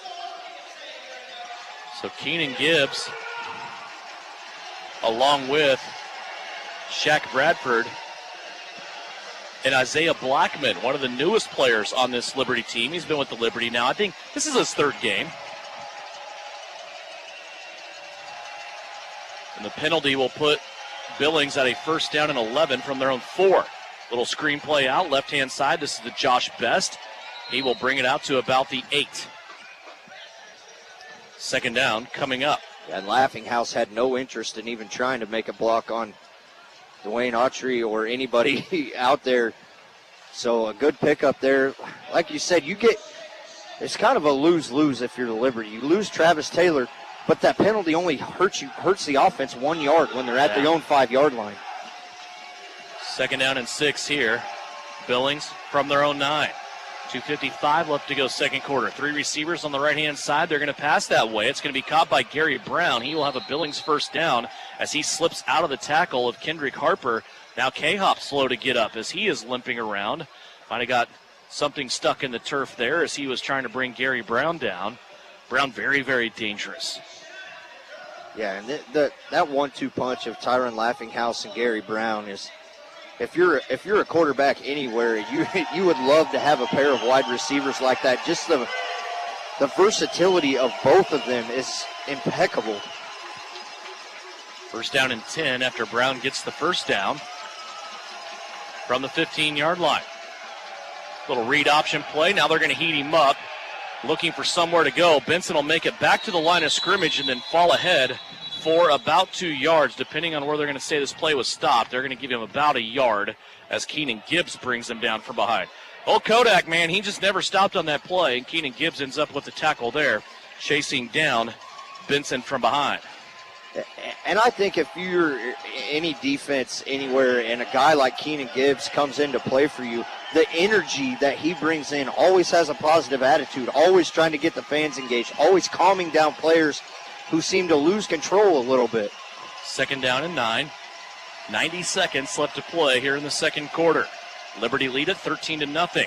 Little screen play out, left-hand side, big play again. This is going to be to running back Troy Evans Jr. out of the backfield. He'll bring it across the midfield stripe and move it into Salina territory at the 21-yard line. And we will go to the 60-second warning unless Billings hustles up here. Yeah, and walking back into the huddle, I think this is going to be taken down to the 60-second warning. So we will go to the last 60 seconds. Here's a 60-second timeout. When we come back, Billings has the ball, 2 timeouts remaining. 13-0 Liberty here on KINA. Show Construction does metal roofs. Show Construction offers residential, commercial, and ag metal roofing. Show offers designer ribbed steel, standing seam, screw-down panels, or stone-coated steel. Show Construction has financing available with low monthly payments. When it's time for a new metal roof, remember Show Construction. We'll travel to you and provide free estimates. Call 833-2007. That's 833-2007. Google us, showroofing.com, or find us on Facebook. Show Construction, the company your neighbors trust. Now is the time to celebrate summer and look fantastic with Salina Medical Aesthetics. Summer is fun. We all love to take in the sunshine, and we also need to take care of our skin. Right now at Salina Medical Aesthetics, all skincare products are 20% off. For fine lines, dull appearance, and rough, dry texture, brighten your skin tone with a 20-minute express peel and complimentary brightening mask. For year-round skincare, follow SME on social media and visit their website at salinamedaesthetics.org. The Liberty plays here. Salina's sports station is KINA. Back here at Tony's Pizza Event Center, 13-0 is our score. Billings trailing under the Salina Liberty. At the 21-yard line, it's 1st down and 10, Billings. They have 21 yards between them and their first score of the night. 60 seconds remaining and 2 timeouts. 1 on each side. In motion on the receiving core. They're going to hand it off, and this will be the running back. 1-yard gain out of the backfield for Troy Evans Jr. on the handoff. He was escorted out of bounds after that 1-yard gain at the 20-yard line. Up against the wall, though, will stop the clock with 47 seconds left to go. Yeah, right before that play, Dwayne Autry took his gloves off, threw him over in the party pit, now runs back over and gets them from them. I'm not sure exactly what happened there, but nonetheless, a great stop there on 1st down for Salina. 3 receivers on the right-hand side. Benson has the middle of the field opened up. Now he's going to tuck it and run. Then he is going to be hit by Folsom and Tyrell Green at about the 11-yard line. It's worth the price of admission to just come in here and lock on to Dwayne Autry and just watch him, because there's always something to watch. Timeout. Billings. Yeah, it looks like second charge of the half. Coach Theo for Billings is going to use a timeout right here. But yeah, you're exactly right. If a guy that is he's always doing something on the field, whether it's getting the crowd into it, making friends with the opposing team, maybe not making friends, I don't know. Brian, big moment here in this game. 39 seconds left to go. Billings hasn't scored yet, and Salina's scheduled to get the football to start second half. Yeah, Salina, if they can come up with a big stop, if it gets down to it, I think Billings will probably opt to try to at least get points on the board. So we could see Jimmy K come in. This has been kind of the half I think we expected. A lot of defense. Absolutely. 1st down here for the Outlaws. 39 seconds left to go in the half. 1 timeout remaining. They will snap the football from the Salina 11-yard line. 3 wide receivers on the right-hand side. No running back in the backfield. Here comes the blitz. Folsom grabs Benson and throws him down with one hand at the 19-yard line. They're going to give Benson forward progress to the 17 and a half, but Tron Folsom came in like a lightning bolt and just threw him down with one arm. Yeah, and Benson is not a small guy either, and Tron Folsom able to just get through there. And if Benson breaks that tackle, he's got a long ways to go in that middle of the field, as it parted like the Red Sea wide open in between the hashes. So a great job by Tron Folsom to corral him and bring him down. That'll put the Billings Outlaws back now at the 17-and-a-half-yard line, where it's 2nd down Not quite goal. They can get a first down at the 1.5. 33 seconds left to go. They are out of timeouts. 3 wide receivers to the right-hand side again. Empty backfield for Jamario Benson. He wants to step up, gets hit, gets out of the tackle, now throws it into the 5-yard line. It's going to be caught by Tyron Laughinghouse. It's his first catch of the night. He's at the 4. Clock continues to run. 20 seconds left. Yeah, be third down now. Clock running down to about 10 seconds now. 3rd and about 2. You may have one play right here. Benson takes the snap, wants to run the sweep, left-hand side. He will be upended and drops the football, but he gets it back. It doesn't matter. They are out of time. Billings turned away again. It's a turnover with no time left on the clock, and Salina Liberty pitches a clean shutout in the first half of action. They get off the field with 0 points on the scoreboard, and they lead 13-0 at halftime. What a first half. Blocked kicks, blocked field goals, just all kinds of stuff going on. An interception by the Billings defense, 2 turnovers on downs for the Salina defense, and they will lead it here at the break by a count of 13-0. And I don't think Brian's going to catch coaches. He might if Brian puts on the afterburners here. He might. Little better effort would have got it. He got a late start. His jump was horrible. As Coach Haran O'Neill is holding his team, waiting on the Billings Outlaws to go to their locker room, and it seems like some of them are not wanting to go to the locker room. They're just going to stay on the bench. I think it's a situation that Coach is kind of holding the players back till all of Billings can get in so they don't run into each other. But even though I made it within 5 yards, he still got me. Yep. Shoot. 13-0 is our score. We'll also check in here. About first 2 minutes of the second quarter in Sioux City. That game's tied. 14-14 is the score between the Sioux City Bandits and the Omaha Beef. Here it's Liberty 13, Billings nothing. When we come back, we'll have a sit-down visit with former Kansas Wesleyan Coyote, Jack Bradford. It's coming up. It's our Precision Electric player profile. We're at halftime. Liberty lead 13-0 on KINA. The Tony's Pizza Event Center is open for business and ready to welcome you. Whether you have a group of 12 or 1,200, our staff can help you plan the perfect event. With 8 meeting rooms and over 18,000 square feet, the Great Plains Manufacturing Convention Hall has plenty of room for your conference, trade show, wedding, or banquet, while our in-house food and beverage team can craft the menu to suit any event. Schedule your personalized tour today by calling Tony's Pizza Event Center or visit Tony'sPizzaEventCenter.com. Air conditioner breakdowns never happen at a good time. With same-day service, Comfort Heating and Air will get your AC up and running. We always offer free replacement quotes. Right now, we even have 0% financing options. If you're strapped for cash with less than perfect credit, no worries. Just ask about our Easy Pay in-house payment programs. Keeping your family cool and comfortable this summer, call the company that cares. Comfort Heating and Air, with locations in Salina and Clay Center. You can rely on the company that cares. We're Comfort Heating and Air. This is a great time to get your business ready for summer with BizSwag in Abilene. Get your logo in front of potential clients and add a personal touch to koozies, coolers, hats, and t-shirts. Plan for wedding season with save the dates, invitations, koozies, and cups for that special day. Need help or suggestions? Give us a call. There are hundreds of things that we can utilize to market your business or event. At BizSwag, we are passionate about promotions, and promoting your business is our business. BIZSWAG. See us on Facebook. Your quote is free. Think about the word precision. Precision represents quality and the fact of being exact and accurate. Isn't that what you want when it comes to electrical? Precision Electrical Contractors in Salina brings exact and accurate quality to electrical jobs in central Kansas since 2003. Precision Electric's focus on quality and performance, combined with their experience and dedication, creates a winning set of finished products which saves their customers money. Don't rely on so-so electrical. Visit the team at Precision Electrical Contractors. Online at PECsalina.com. This is the Liberty Halftime Report. Coming up, a first half recap, stats, interviews, and a look at other CIF games. Now let's head back to the arena for Liberty Halftime on KINA.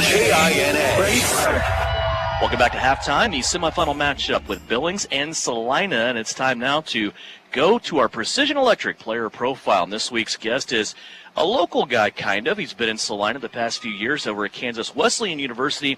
Now in his second season with the Salina Liberty, it is Shaq Bradford. Shaquille Bradford, a.k.a. Shaq. What it do, baby? The man. Now, number 94, defensive line. We are, for one, thank you for coming on the show today. I have enjoyed watching you play, my friend. It has been, I have one of the best seats on the house as the guy on the sideline, talking and getting the crowd hyped. I get to see sometimes, well, several times now, you blocking a kick right in front of me. And a lot of people don't get that good of a view. So, once again, thanks for being on here today. But in going online, I didn't find a whole lot about you, but I have been told big praise. Let me see here. NAIA defensive player 2 times in a row. The only player to get 42 sacks in 1 year. 2 years. 2 years. In the 2 years. 42 sacks in 2 years? Whew. I don't want to be a quarterback on the other side of you. That is for sure. So, where'd you get your start at, my man? I know you come from Kansas Wesleyan, been here about 4 years now, you said. Yes, sir. Where did you get your start in football? Well, first I started playing flag in middle school. I didn't know anything about the game of football. The first position, if you believe it or not, I was trying to play corner. Oh, okay. And I was 300 pounds at that time. So, that's how I got my first start. And then I got into high school. Yep. Freshman on varsity. So have you always been defense? First I played center, and then I played defensive tackle, defensive end. But it was on flag, so it wasn't it really wasn't organized football. Anybody with pads, who's definitely done that, you feel me? So it was a little different coming from flag football going into my freshman year and putting on pads, and it was still everything was new. I didn't know what was a 2-eye and a 3-eye and like what type of shades to be in, because I'm coming from flag football coming into padded football, and it was rough. It's still rocket science to me. Oh, 100%. So they told me you guys have a lot. Exactly. In fact, I have been told that there are written tests to be on the Liberty team. So this isn't just an easy cakewalk to be in with this group of people. So you guys have to actually pass written tests and go through the curriculum. Yeah, and Coach Martinez keeps it pretty tough, but he's a fair guy. So indeed. Coming from flag into this, so you went to Kansas Wesleyan, and coming out of Wesleyan, did you get right into the CIF indoor football? What brought you into indoor football? Because it is a little bit different than regular football, and there's a little bit difference to learn. So what is it that attracted you to the indoor football? Well, Coach Martinez had. Of course. Yeah, Of course. He was always there, through my 2 years at Kansas Wesleyan, just watching. Just not me, but just the whole, the Kyle family, Kyle football team. So, he was there, just scouting players and just being a fan of, the Salina Coyotes. And, and he really didn't talk to me during the season as much. It was more or less after the season where he really tried to, recruit me. And he got me in, and, at first I think things were kind of like, you don't know, because they had Jake Lattimore, had Travis Taylor. They had a bunch of all-star dudes, on that D-line. So I think, it was kind of some hesitation there, but he brought me in, and, I had to make him proud, show him my talents and what I could do and bring to this team. I got the opportunity, and, it worked out. I think you're definitely showing your worth, man. We've got 17 tackles this season, 3 sacks, an interception. Man, you're the man. And like I said, you've blocked at least 2. Yeah. Is there more? I don't know. I have to look on the stats on that. Again, this is where I need my man Devin Haney here, because there's at least 2, if not 3, block punts this year. Yeah. And every time that kicker goes up, I'm looking for you. And I think every team that we have faced is looking for you to come in there too. So, man, just keep up that good work. So, coming in to the Liberty from straight into Liberty, so you've not played for any other teams. We've got this new, and you don't really know because it's the only coaching staff you've known and the only ownership, but how does it feel? Because it seems to me that looking at a lot of different teams, you've got an ownership and a coaching staff that truly cares about you guys as players and growing you. So how has that been for you playing with the Liberty? It's been great, and it starts from the ownership down. They make sure, we have our meals when we have away games. We have the type of owners that, they come and they actually conversate you and they get to know the person, not only the player. And, you got to truly honor and respect that from our owners. And from our coaching staff, same thing. They're going to tell you what you need to know, not what you what you think you need to hear. They're going to tell you 100%. They're not going to sugarcoat it. To do. But that's a championship coaching staff right there. That's the way I you do it. don't need anything sugarcoated. Tell me what I need to do, and tell me what needs to be done, and that's how you win championships at the end of the day. And you see that, we've been there two out of the 3 years that, So we're here in the playoffs again this year. And, so only one game away. Yes, sir. And like Coach said, we're not even worried about the game after that. We're worried about this Billings. game coming up. Yes, sir. So Billings Outlaws got one of the top-rated defenses, and of course, they've got the man Charles McCollum on the other side. So are you ready to start chasing McCollum? I'm ready to stop whatever they're trying to do. As a team, I think that's what we're looking for. Whatever they're trying to do, we're trying to negate. There you go. So and they're a very talented football team. Everybody knows that. Great offense, great defense, great on special teams. We know it's going to be a hard-fought game, but if we control what we control, we should come out victorious at the end of the day. There you go. That's the best way to say it, man. You can only expect what to expect, not the unexpected. Exactly. I don't know if that's a quote, but maybe somebody should write should that make it a down quote. sometime. We're going to put it on a T-shirt or something right there. So Brett Mathis, that's their new kicker there. Have you studied anything about him, or do you guys me personally, talking about that? Yeah, me personally, I'm never really looking at the kicker. I'm looking at the person that I'm trying to take my angles at. Gotcha. So we definitely been looking at all facets of the special teams, to see what we can excel at. So we've definitely been looking at the kicker and everybody on that special teams unit. Well, hopefully our crowd is going to be loud for you, man. Oh, yeah. So I was talking to the coach a little bit earlier about this. On this side of things, I deal a lot with the fans, and I've seen the love for this team grow exponentially over the last several years. Yeah. And you guys seem to get fired up when that crowd gets loud. So, I mean, what is it for you? What does it feel like for you when all of a sudden the rattles are going and they're stomping and that feeling? How does it make you feel? I want them to know this. So basically kind of where I'm going with this is we're trying to promote these fans, the extra 500 that we're trying to get there anyway, on top of the many that are coming. Exactly. We're trying to give them the reasoning behind it. Why is it I'm telling them to get loud? Because how does it make you guys feel? Of course, as a player, you always try to hype yourself up. When you hear, the fans that we have in that already, it gives you just that, just that little bit of, initiative to go to make that play for them, because, they spent their hard-earned money to come out and, not only see us play, but to see us win. Yeah. And, and it doesn't only help us. When you get the false starts, it gets loud. Once all of them, it gets loud. And once we get those penalties and everything, it helps us, and it just builds more on our what we need to do in order to get that stop or get a turnover. It gives us a lot of energy and what we need.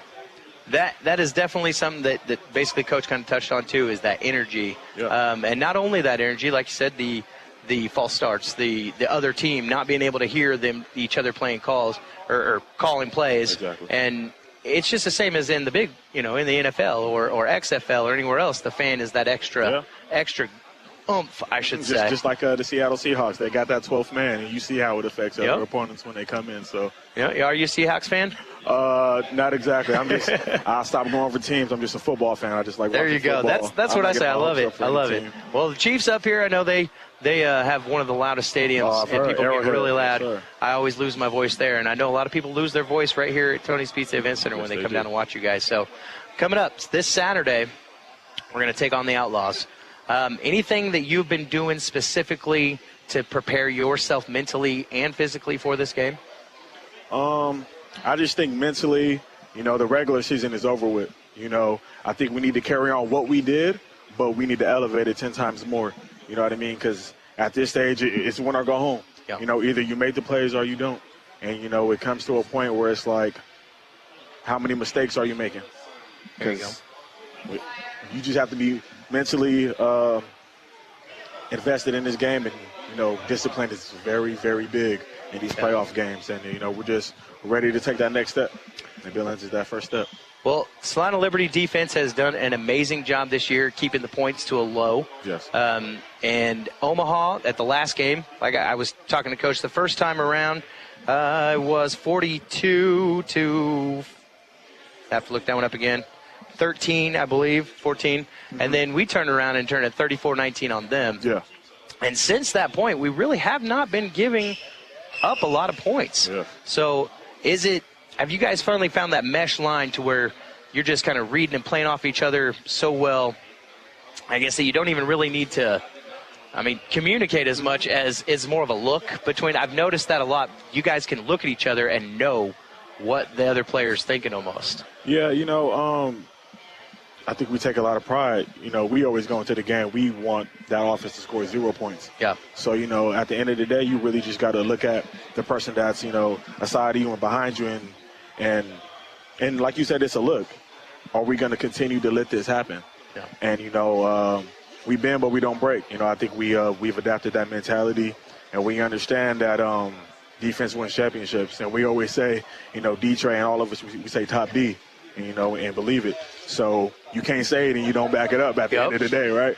Yes, so, I was here. Coach was telling us a little bit about saying you couldn't quite say it all. Yeah, I'm not going to. Yeah, we won't say it all, but as long as it's powering you guys up, that is really what we look for. Because, you guys have been amazing this season. We've been through a lot of changes on the offense, a lot of obstacles that everybody's overcome, and defense has kind of held it together several times.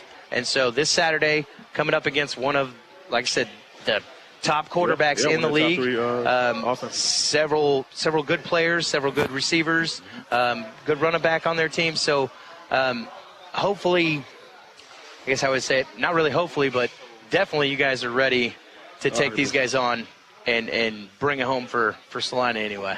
That's what we're here for. See, confidence. That's what we're here for. Confidence, and not only the players, the coaches, everybody knows that you're going to play at the top line, and that's something that you can't ever guarantee a win. You can't, look at these guys and say, yeah, but I guarantee you're going to come to this game and you're going to see these guys give it 150%. Oh, yeah, got to. So, got several other people on the defense, man, but so far this year you have definitely put forth a lot of heart. I was telling the coach earlier that I see a heart here, heart there. Truthfully, I feel like it's been from the whole team. Organization, the whole team, and from the coaches down, ownership down. The owner, even right here, right now, we've got the owners lined up. We've got the general manager, Francis Flax. We got both coaches. They're all here to support. We're going to be doing a meet and greet right after. So a lot of the players are actually, as we look around, they're already showing up. You had to come in a little bit early to chat with us, sir. but anything else? I guess you've been here for 4 years, man. Are you planning on sticking around for a little while longer here? As long as Salina wants. Are we going to lose you to the XFL? Are you giving it a shot? I'm not going to say, I think every player that's here or every player that plays in the CIF, you're dedicated to this team as long as you can. But if that next level comes up, that's what we're playing for. Well, and we would wish you luck. Don't ever feel like any of the fans. Oh, no, I'm very thankful for Salina. They've done more than enough for me and made me feel very comfortable and made me grow as a person. So, I love Salina from the bottom of my heart. That is our Precision Electric player profile, brought to you by Precision Electric and also Street Plumbing and Heating. Former Kansas Wesleyan Coyote Shaq Bradford, our guest. When we come back, we'll have an overall view of the first half and where we're at now as we get ready to start the third quarter of action. It's coming up after the break as you listen to Halftime, brought to you by Precision Electric, Salina Liberty Football, right here on KINA. When you hire Street Plumbing, Heating, and Electric in Salina and Lincoln, you'll be making a great decision. Providing full-service plumbing and HVAC, they have the knowledge and skills to get the job done right the first time. They work with you throughout the project to ensure you get the personalized service you deserve from licensed and insured technicians. Excellent customer service in Central Kansas since 1985. The experienced team will clean the premises once the job is done. Street Plumbing, Heating, and Electric. Know them better at streetphe.com. Don't go another day with roof problems. Ryan Roofing will provide you with the world's best roof, the Durolast roofing system, custom prefabricated to fit your specific building. Your Durolast roof will be leak-free with virtually no maintenance. It's resistant to fire, high winds, chemicals, and temperature extremes. Plus, there are potential energy savings versus traditional roofing. Ryan Roofing has installed over 10 million square feet of Durolast roofing. Trust Ryan Roofing to solve your commercial roofing needs. Call for a quote today, 825-0475. Ready? You're listening to Salina Liberty Football on KINA Sports. Back here on the Precision Electric halftime report, 13-0 is our score. Salina Liberty leading over the Billings Outlaws. We got this going on the opening drive. Jimmy Kozlowski had a field goal blocked by Shaq Bradford for the Liberty.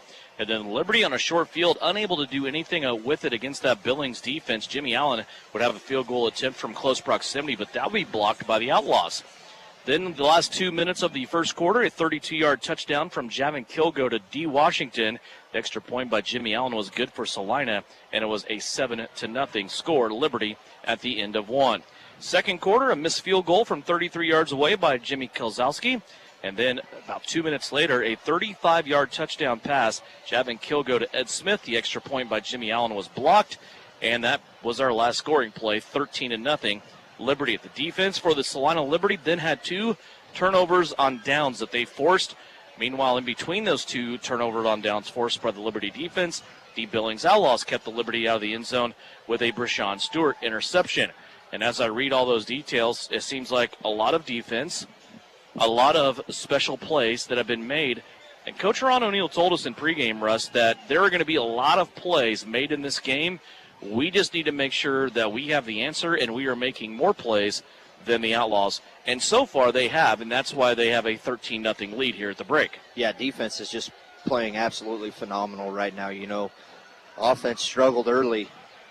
You know, put 7 points up in the first quarter, 6 with a missed field goal or a blocked field goal in the second quarter. But, you know, maybe look for Salina to maybe put a drive together. And you almost want to say give your defense a break, but I think this defense is more hyped up the more they're on the field. So a big second half coming up. It's still, I mean, it's a 2-score game right now. So, I mean, you're 13-0. When you blank somebody in a half of football, in indoor football, you're doing something right.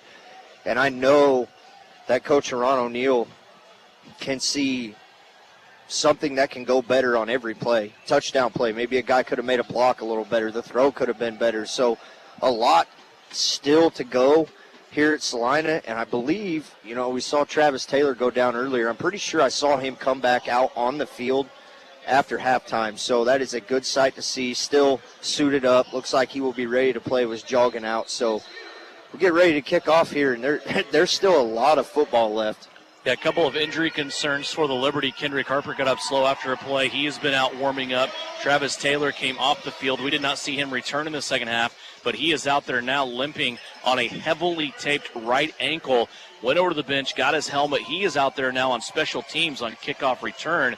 Also some dissension, though, on the Billings bench. We saw some maybe calling out of coaches by the players and questioning play calling and different things of that nature going into the locker room at halftime. So a lot of things to watch here as we go through in the second half. Right now 13-0, Salina leading, and they are scheduled to get the football here off the foot of Jimmy Kozlowski to start the second half. Want to check into Sioux City, Iowa, the other semifinal game. The Sioux City Bandits leading the Omaha Beef.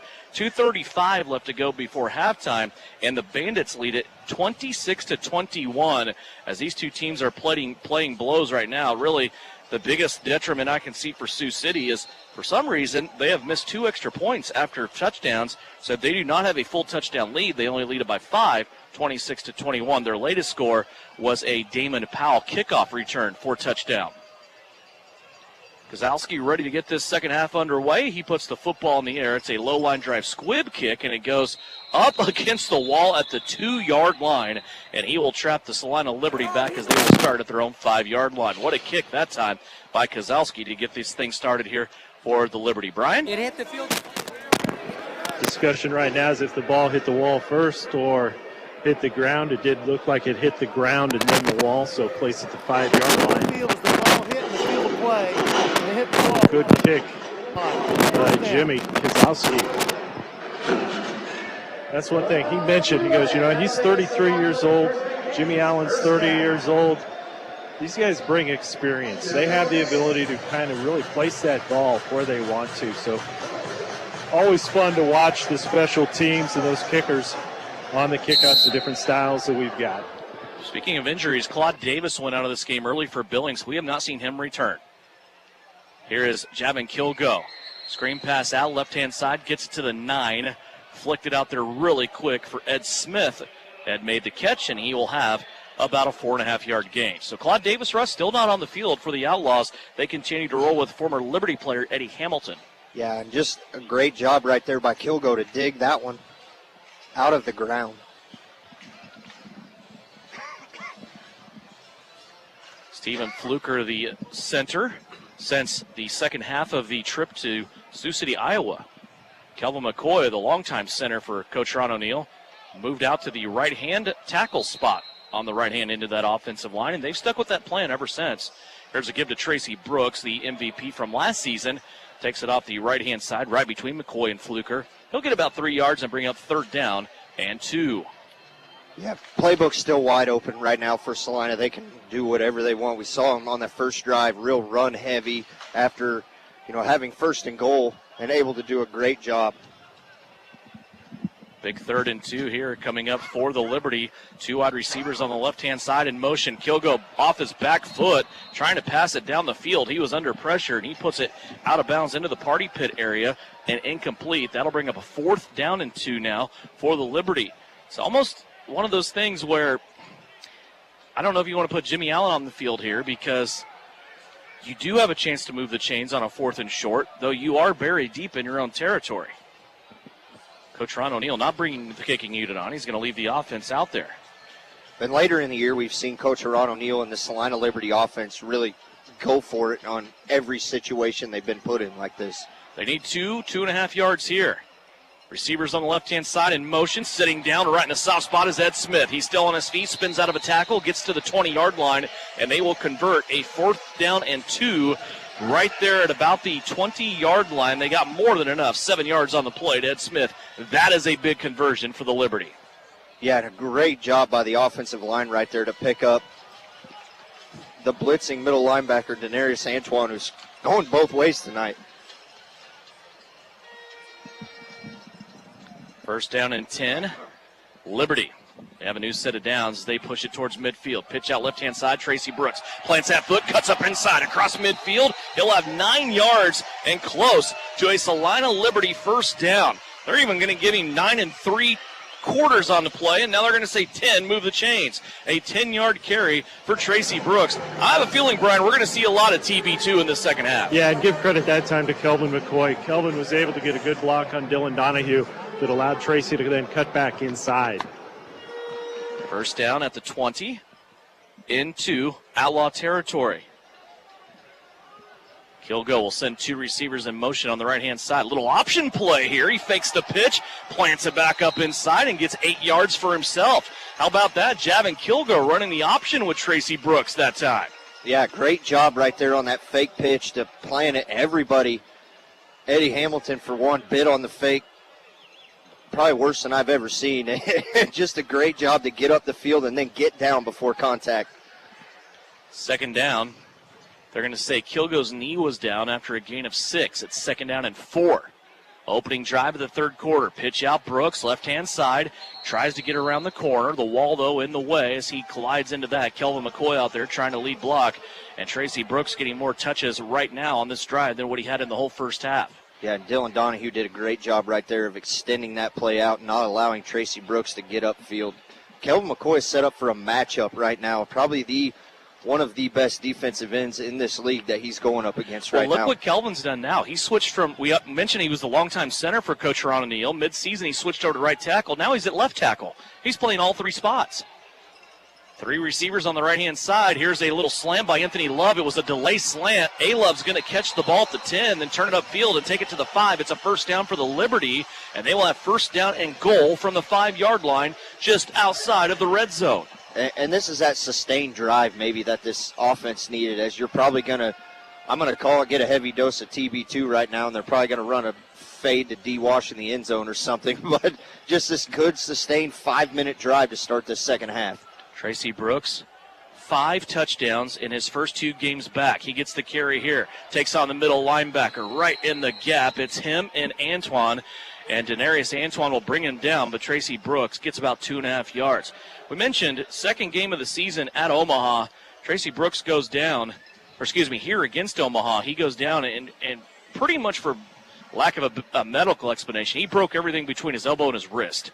And he was out for a long time. They didn't know if the MVP from last season is going to come back or not, but he is back, and now he is tearing it up and doing a really good job here with Javin Kilgo. Tracy Brooks sets left hip of Kilgo. Kilgo looking to the right, wants to go to the back of the end zone. He threw it up for Demarius Washington. Washington claiming he was held on the play, got his right hand on it, but unable to bring it in. And that'll bring up 3rd down and goal now from the 3 for the Liberty. They have taken this clock down on this opening drive of the 3rd quarter all the way to the 9:13 mark. Yeah, and that was a well-placed ball by Kilgo. You're going to throw it to where your guy's going to get it or it's going to hit the back wall, but Demarius Washington right there kind of, hit one hand, and if he would have had 2, I think he probably would have made that catch. 3rd down and goal from the 3. Tracy Brooks on the carry. Nope, Kilgo keeps it. He faked me out, reaching towards the end zone, and they're going to say he's down at the half-yard line. He was wrapped up, reaching for that goal line off the read option that was very, very good. Tracy Brooks yelling at his guys to get back to the huddle and try to get this thing moving here, as it is 4th down just outside of the goal line. They're a football away, basically, from the goal line. Yeah, Kilgo came up a little hobbly on that play, kind of trotting back to Huron O'Neill, but appears to be okay. Big 4th down here. It's the second one of the half, and now we're going to have Salina. a timeout. Coach Huron O'Neill wants to talk about this play. This could be a big play, guys. Brian, we are early in the second half, but Salina has chopped this 3rd quarter in half without Billings touching the football, and now they have a big opportunity here to go up 3 scores. Yeah, this has been big for Salina to be able to get a sustained drive downfield, as you said. Take up a big chunk of 3rd quarter time. Now you've got a big 4th and goal. We'll see what odds are you think, okay, this is going to be a handoff to Tracy Brooks. You touch on Kelvin McCoy, having swung over to that left side. I think he's been doing an outstanding job of helping to take Dylan Donahue out of some of these plays defensively. Here's a 4th down play. It's going to be a touchdown for the Liberty. Barreling his way in for a touchdown. Yeah, I think you're exactly right. He was in the air before he came down, reaching that ball out, and I think it broke the plane of the goal line before he came down, as it looks like they have a right tackle slow to get up off the field, but I think this one's going to be reviewed. That's exactly where they're going. So Tracy Brooks reached out there, and they're going to replay this. So let's take a break here. We're right against the media timeout, but we're going to take a break here for a review of a Tracy Brooks 1-yard touchdown run. 60 seconds. Let's step away. We'll be back with the results of the challenge or the review after this on KINA. PRP, or platelet-rich plasma injection therapy, has received quite a bit of attention since its use by many professional athletes. Professional football players like Peyton Manning and Jamal Charles have used PRP therapy for sports injuries and to avoid surgery. But you don't have to be a world-class athlete with millions of dollars for this cutting-edge therapy. PRP is available to you in the Salina Pain Clinic. Call the doctors for a consultation and see if this treatment is right for you. See them at 200 South 5th in the Salina Surgical Arts Center. When pests have become too much, it's time to call Hassman Termite and Pest Control. With staff having over 150 years of combined experience, we offer all services for structural pests: termites, ants, roaches, spiders, crickets, mice, and bed bugs. In our 60th year of our family serving yours, give us a call or visit us on the web at hassmantermite.com or see us on Facebook. You're listening to Liberty Football on KINA. I mentioned earlier in this game, special guest of the Salina Liberty for tonight's contest, Brian, is some members of the United States Marine Corps, and they're having a lot of fun, making a lot of noise here in this game. A lot of members of the Marine Corps that are here tonight, and thank all of them for the service that they put in. It's not safe to be a cold beer in this place, is it? Not at all. And it's great to see those guys out here enjoying themselves and having a good time. And as I understand, they are guests of the Salina Liberty, so that makes it that much more special. We talked about Kelvin McCoy, the battles that he was doing out there with Dylan Donahue on the left side. As Kelvin was walking towards me during this review, the top half of his jersey, it is just shredded from the hand-to-hand combat that he's going out there against Dylan Donahue. That thing may have increased in value for the jersey auction after the game, Russ? Yeah, I would say so. I mean, especially a warrior like Kelvin McCoy and everything that he has done over the years he has been in Salina, just an absolute staple to this organization. During this long review, the officials now emerging. The interaction between the players on the field has been interesting. There's some that's not so friendly. There is some that ends up resulting in hugs. There's a lot of handshakes. Again, there's some not so friendly stuff. It's very interesting. After review, touchdown is confirmed. Again, touchdown. We got to go off the silent signal here because White Hat Craig's mic is not working, but he signaled touchdown. So Tracy Brooks will have a 1-yard touchdown run and make it 19-0 Liberty. Yeah, now you'll have Jimmy Allen come on for the extra point. That was huge right there to get this game 2-3 scores. As little offense that Billings has been able to come up with. Just a great sustained drive to take half the clock. Is now Kelvin McCoy's snap is back. Tracy Brooks' placement is down. Jimmy Allen's kick is good. Jimmy Allen, other than having one block, he is 2 for 2 on the night. And now we have a media timeout with the Salina Liberty really making a statement to begin the third quarter of action, taking the opening kick, going down the field, chopping the third quarter in half, and getting 7. Now it is 20-0 Liberty. We'll be back after this timeout. It's a media timeout as we talk Liberty football with the Billings Outlaws on KINA. Summer is here, and we have your beer at Salina Wholesale Liquor. The best variety of ready-to-drink cocktails, seltzers, and everyday beer specials. We always have great deals on case orders and 15% off for Wine Wednesday and 5% discounts for Craft Beer Thursday. Yeah. Grab your favorites or try something new, and don't forget the ice. Save big now at all 3 locations in Salina, at Sam's Club, off 9th Street behind Cadova, and on the corner of Iron and Ohio. We have better prices. We're cool and quicker. Salina Wholesale Liquor. K4 Trailer, RV and truck accessories in Salina has been selling every type of trailer and customizing the baddest trucks in central Kansas for 24 years. Now, K4 is your local dealer for the fastest growing equipment trailer company known as Iron Bull. Plus, Sundowner's newest line of toy haulers, Blazer. K4 is one of the largest stocking trailer dealers in Kansas. K4 also services what they sell and will help you hitch and go. K4 Trailer, RV and truck accessories on West State Street in Salina and K4Trailersales.com.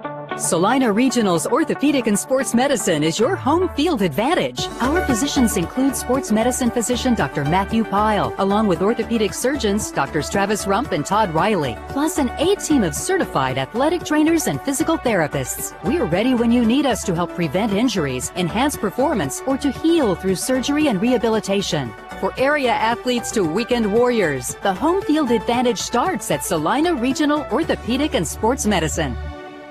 The Liberty plays here. Salina's sports station is KINA.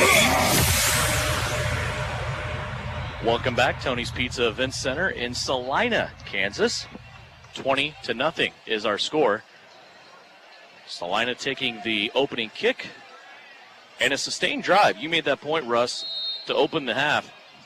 They really, probably one of the better sustained drives, converting 2 fourth downs, just keeping the chains moving that the Liberty have had offensively this season. Before that, they had 2 big strikes, a 32 and a 35-yard touchdown pass. Now Jimmy Allen will kick it away here to the Billings Outlaws, and he will put it just off the top of the wall. They'll bounce into Josh Best, and he takes it right off that top of the wall and will bring it out to the 11-yard line. So a nice play on both ends there by Jimmy Allen and by Josh Best. And the Billings Outlaws will start their second half offensively here at the 11. But that drive by the Salina, really a statement drive. Yeah, and probably, like you said, the best drive that maybe sustained drive. You know, there wasn't no high flare, deep balls, circus catches, Sports Center top 10 catches, but you took off half of the third quarter, and now Billings is just now getting the football with 7. By the time they snap it, 7 minutes to go. 20-0. Salina leading. Billings will start out here at their own 11-yard line. Jamario Benson is your quarterback. He'll take the snap. Has a running back in the backfield, and will hand it off to Troy Evans Jr., and he will take it off the left-hand side on a little counter play here and get a couple of yards. Second down and 7 coming up. And I think if you're Salina, they're once again playing right into you at running the football. And this defense has not given up very many rushing yards all year.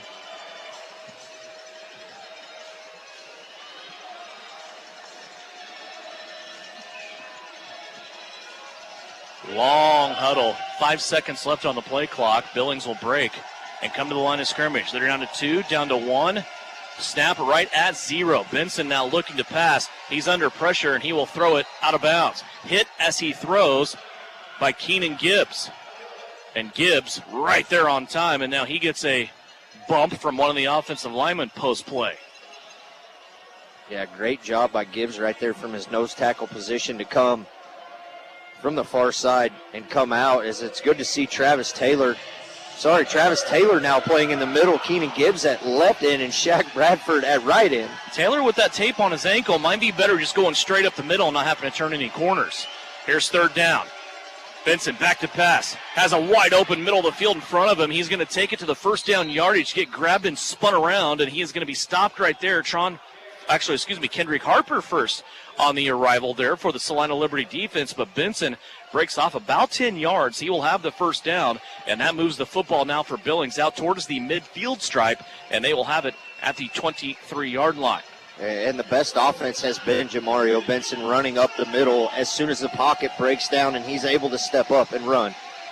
First down and 10. 3 wide receivers on the right-hand side. Benson with time to throw. It's nearly picked off. Tron Folsom trailing the wide receiver coming across the middle of the field. It was Josh Best, and that was a poorly thrown ball that really caught Folsom off guard, and Tron should have had an interception right there. Yeah, I think he took his hands back to kind of go through and make a tackle thinking it was going to do that, and it hit him right between the numbers.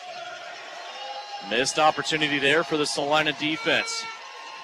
Second down and 10.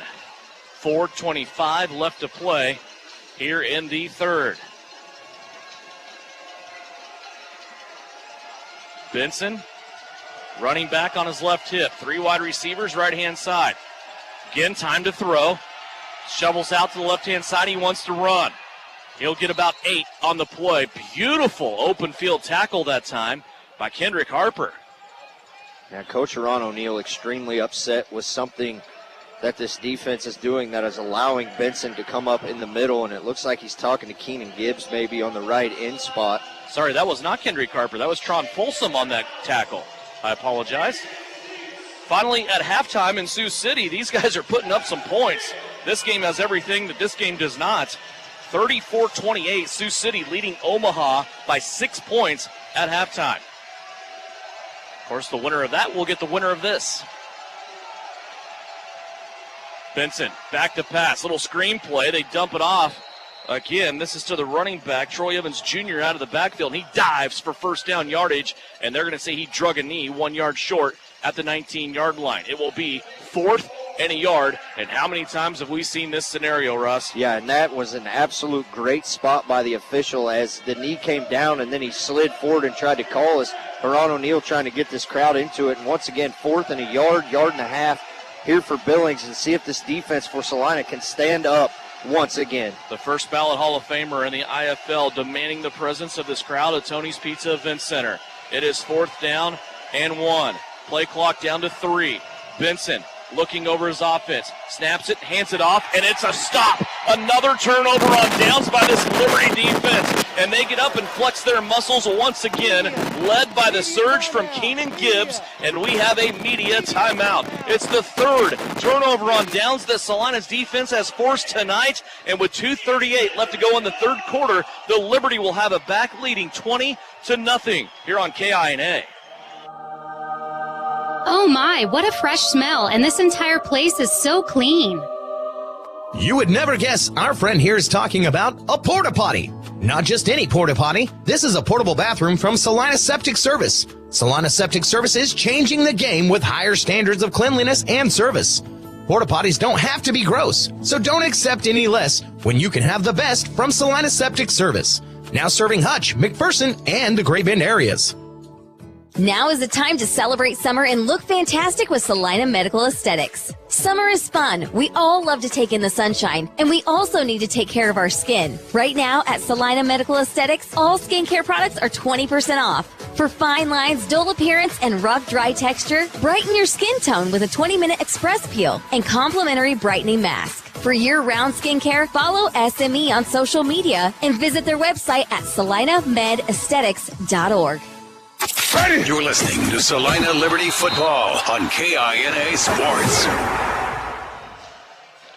Back here at Tony's Pizza Event Center, 20-0 is our score. Salina Liberty have just forced their third turnover on downs. And I want to talk about this isn't 4th and 11, 4th and 12 we're talking about.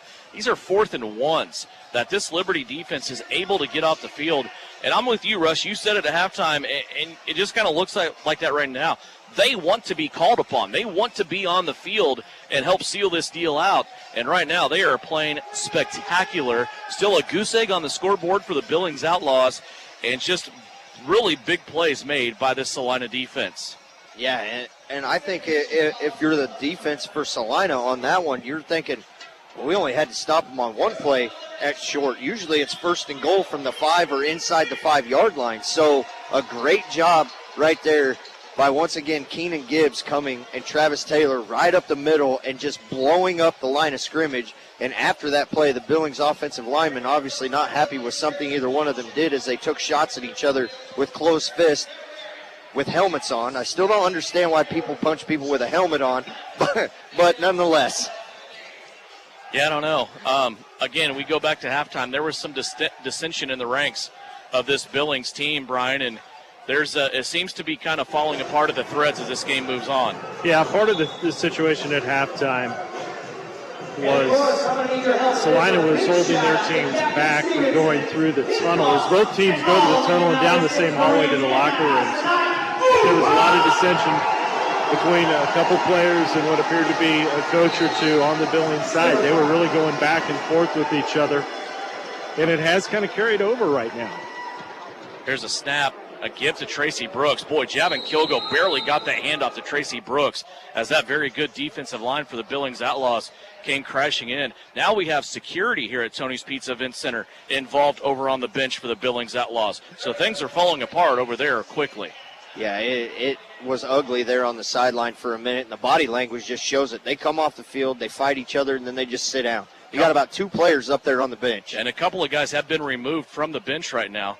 And it just keeps going. We're kind of watching this out of the side of our corner of our eye here. Here's Kilgo back to pass, and he's being pushed back by Jeff Fluke, and he grounds that football back at the line of scrimmage. A lot of it, I don't want to single anybody out, but it just seems to be a lot of activity around Jordan Mosley.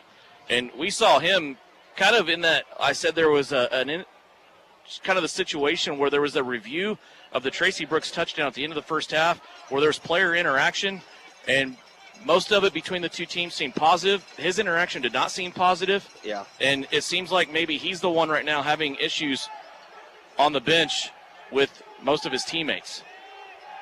Here's Kilgo dropping this football, and then he's just going to swallow it up. And Ron O'Neill in frustration, very upset about that play, as right now Salina unable to do anything with this drive, and they are going to look now at a 4th down and about 16, and they will have to bring Jimmy Allen on for a kick to hopefully get over the wall. Yeah, and I think if you're Coach Ron O'Neill, you got a 20-0 lead, 3 scores, but Kilgo is struggling to hold on to the football. Now, granted, a few of the snaps have been low.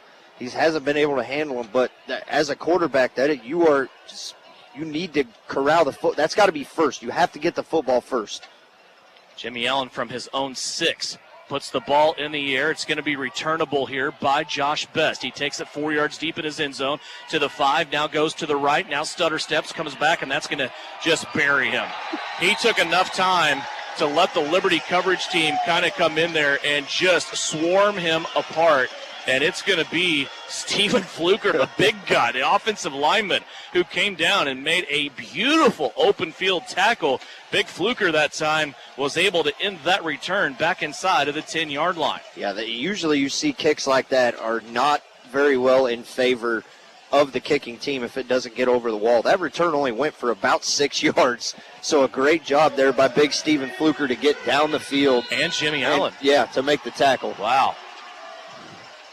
10 yards, or excuse me, a 10-yard line is the starting spot now for the Billings offense. Closing seconds here of the third quarter. Pass out to Josh Best at the 15. He will have about 4 yards. Bring up second down and 6. Clock running, 14 seconds left to go in the quarter. Billings looking like they're stuck in between huddling and not huddling. Their center is ready to go. Richard Ramirez is ready to snap the football, and they will not get it done in time. We are at the end of the third quarter. 20-0 is our score. Salina owns the third quarter, and we will go to the fourth with the Liberty leading 20-0 here on KINA. Show Construction does metal roofs. Show Construction offers residential, commercial, and ag metal roofing. Show offers designer rib steel, standing seam, screw-down panels, or stone-coated steel. Show Construction has financing available with low monthly payments. When it's time for a new metal roof, remember Show Construction. We'll travel to you and provide free estimates. Call 833-2007. That's 833-2007. Google us, showroofing.com, or find us on Facebook. Show Construction, the company your neighbors trust. The Tony's Pizza Event Center is open for business and ready to welcome you. Whether you have a group of 12 or 1,200, our staff can help you plan the perfect event. With 8 meeting rooms and over 18,000 square feet, the Great Plains Manufacturing Convention Hall has plenty of room for your conference, trade show, wedding, or banquet, while our in-house food and beverage team can craft the menu to suit any event. Schedule your personalized tour today by calling Tony's Pizza Event Center or visit Tony'sPizzaEventCenter.com. You're listening to Liberty Football on KINA. 15 minutes up on the clock. 20-0 is our scores. We get ready to enter the fourth quarter of action here. Billings has the football, second down and 6, as the Outlaws getting all the good mojo from Shooters in Billings, Montana, where there's a watch party going on. And this second down play, Benson passes out to Laughing House, and he's going to be ended about a yard short of the sticks, third down and 1. I know things aren't going as you'd hope for your team, but I hope you're having a great time. The drinks are cold and the food is great at Shooters in Billings. Yeah, now obviously Billings is going to go no huddle here and go quick, and I believe that might be only Laughing House's second, maybe his third catch. I believe it's his second. Third down and 1. Billings trying to move the chains here and stay away from that dreaded fourth down that they have not had success with. Benson holds on to the football to the point where the pocket collapses on him. He takes a big hit as he throws the football out of bounds. Shaq Bradford in there on him, and now fourth down and 1 coming up for the Outlaws. Yeah, and right back to the same situation that they were in on the last drive and unable to convert. Maybe a yard closer here. They only need a yard, a long yard right here.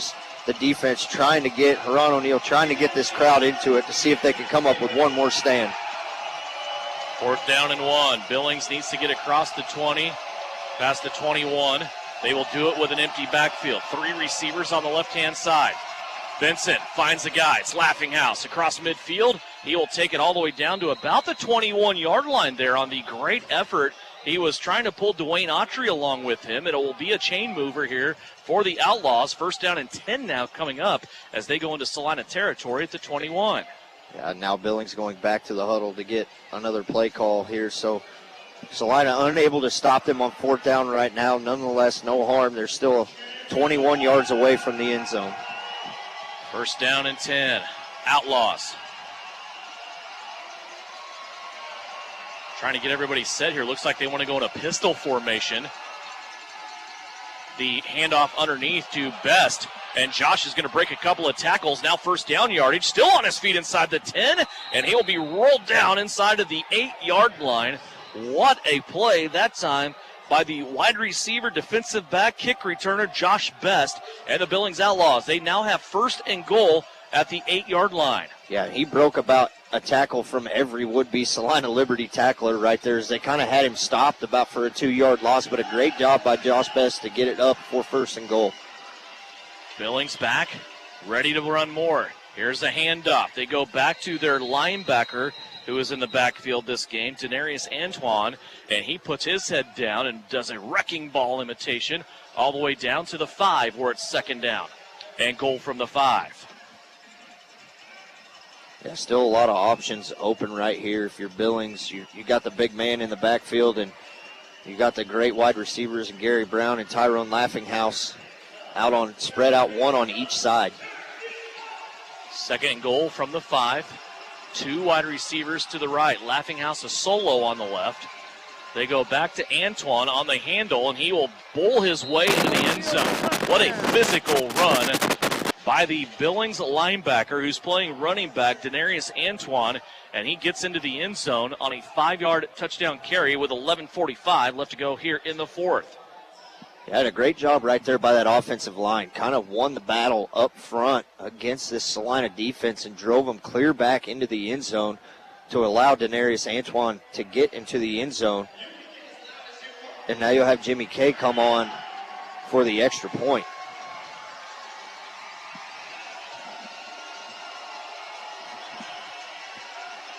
Snap is back, hold is down, it's good, and the extra point is up and no good.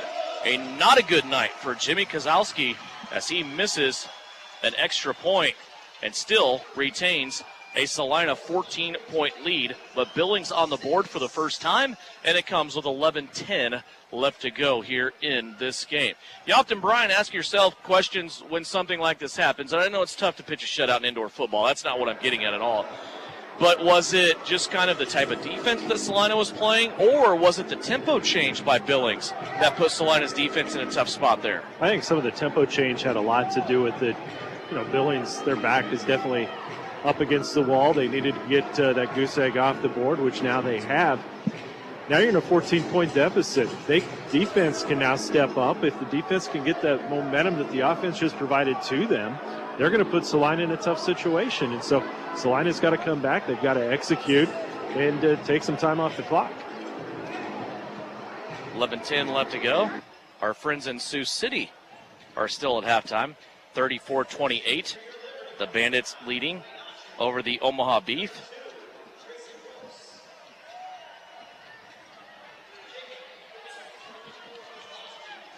Jimmy Kozlowski will tee it up here right in the middle of the field.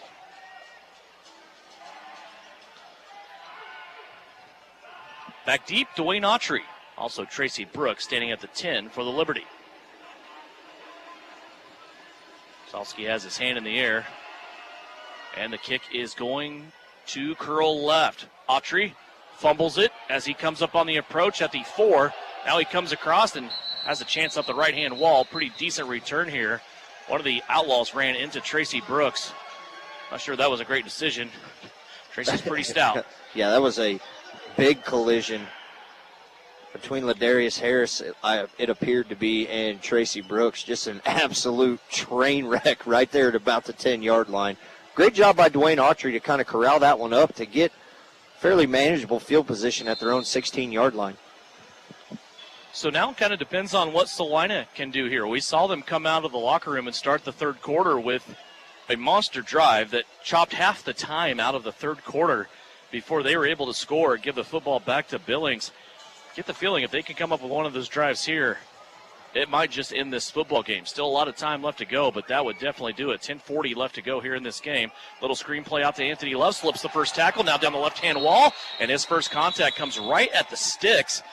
And I'm not so sure it was a tackle by Billings, but a block by D. Washington that sent Anthony Love into the wall, and it's going to be a first down for Salina on a gain of 11 yards. Yeah, I think that's exactly what it was. That was a grown man block by D. Washington on the far side of the field, and a great job by A-Love to scoot the wall and stay off of it to get the first down. It's like maybe the first down marker took some abuse there. They are going to save that pad for some repair.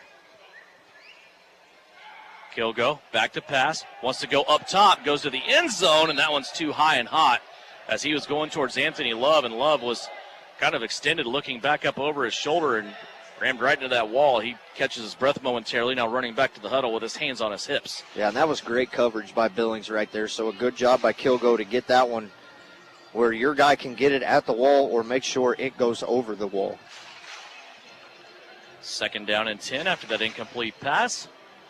Liberty line of scrimmage at the Billings 24-yard line. 3 wide receivers on the right-hand side. Empty backfield, little shoulder twitch. Now going long again to D. Washington, and in a double team. He is going to go up and get the football, and there's a flag on the play. I think they're going to call offensive pass interference. And it will be the official running back to the huddle, and he says that's going to go against D-Wash. What a catch, though. He is never out of a play, is he? No, and you could have went 2 places with that because Ed Smith broke his route over the middle of the field and was absolutely wide open, and Javin threw that one into double coverage. And D-Wash. Well, yeah, kind of. I don't mean to interrupt you, but the safety came over because that ball was up in the air so long. When he threw it, it wasn't double coverage, and it kind of ended up being that way. But that safety was way late coming over. Yeah, and just kind of peeking over at the Omaha game, Omaha comes out and throws an onside kick to start the second half and recovers it. So down only 1 score, now has the football at the start of the 3rd quarter. Wow. 20-6, that penalty now for Salina will back them up. 2nd down and a mile. They go back to Demarius Washington, though. He's going to have it back across the original line of scrimmage and then brought down at about the 22, and a vicious hit up around the shoulders here, and D-Wash slow to get up. It's one thing about this Billings defense, and we knew this coming in, they are very, very physical. Yeah, D-Wash goes back down. I think he needs to check out of this game. He's going to go to the bench. Dontre Matthews will check in. Yeah, with no bye week coming up going into Champions Bowl next week, if Salina is able to hang on here, you want to make sure you are extremely healthy going into that game. That big gain there by Demarius Washington on the catch. Took it to the 20-yard line and now brings up a 3rd down and 7 for the Liberty. They'll spread it out. Tracy Brooks will stay in the backfield, though, with a 3 wide receiver set, 2 on the left. Kilgo back to pass. Now curls, scrambles out. He's going to throw a lollipop to the end zone, and it's going to be incomplete as Anthony Love went up over the wall, and it was not even a chance to catch that football. Now 4th down coming up. Yeah, Chris Rivers had good coverage right there on A-Love, so and now it looks like Demarius Washington may be coming back out on the field, and Haran O'Neal leaving his offense out with about 4th and 7 here with 7:40 left to go. Wasn't how long, was he? 1 play. Back in there. Clock continues to roll. 7.5 minutes left to go in this game.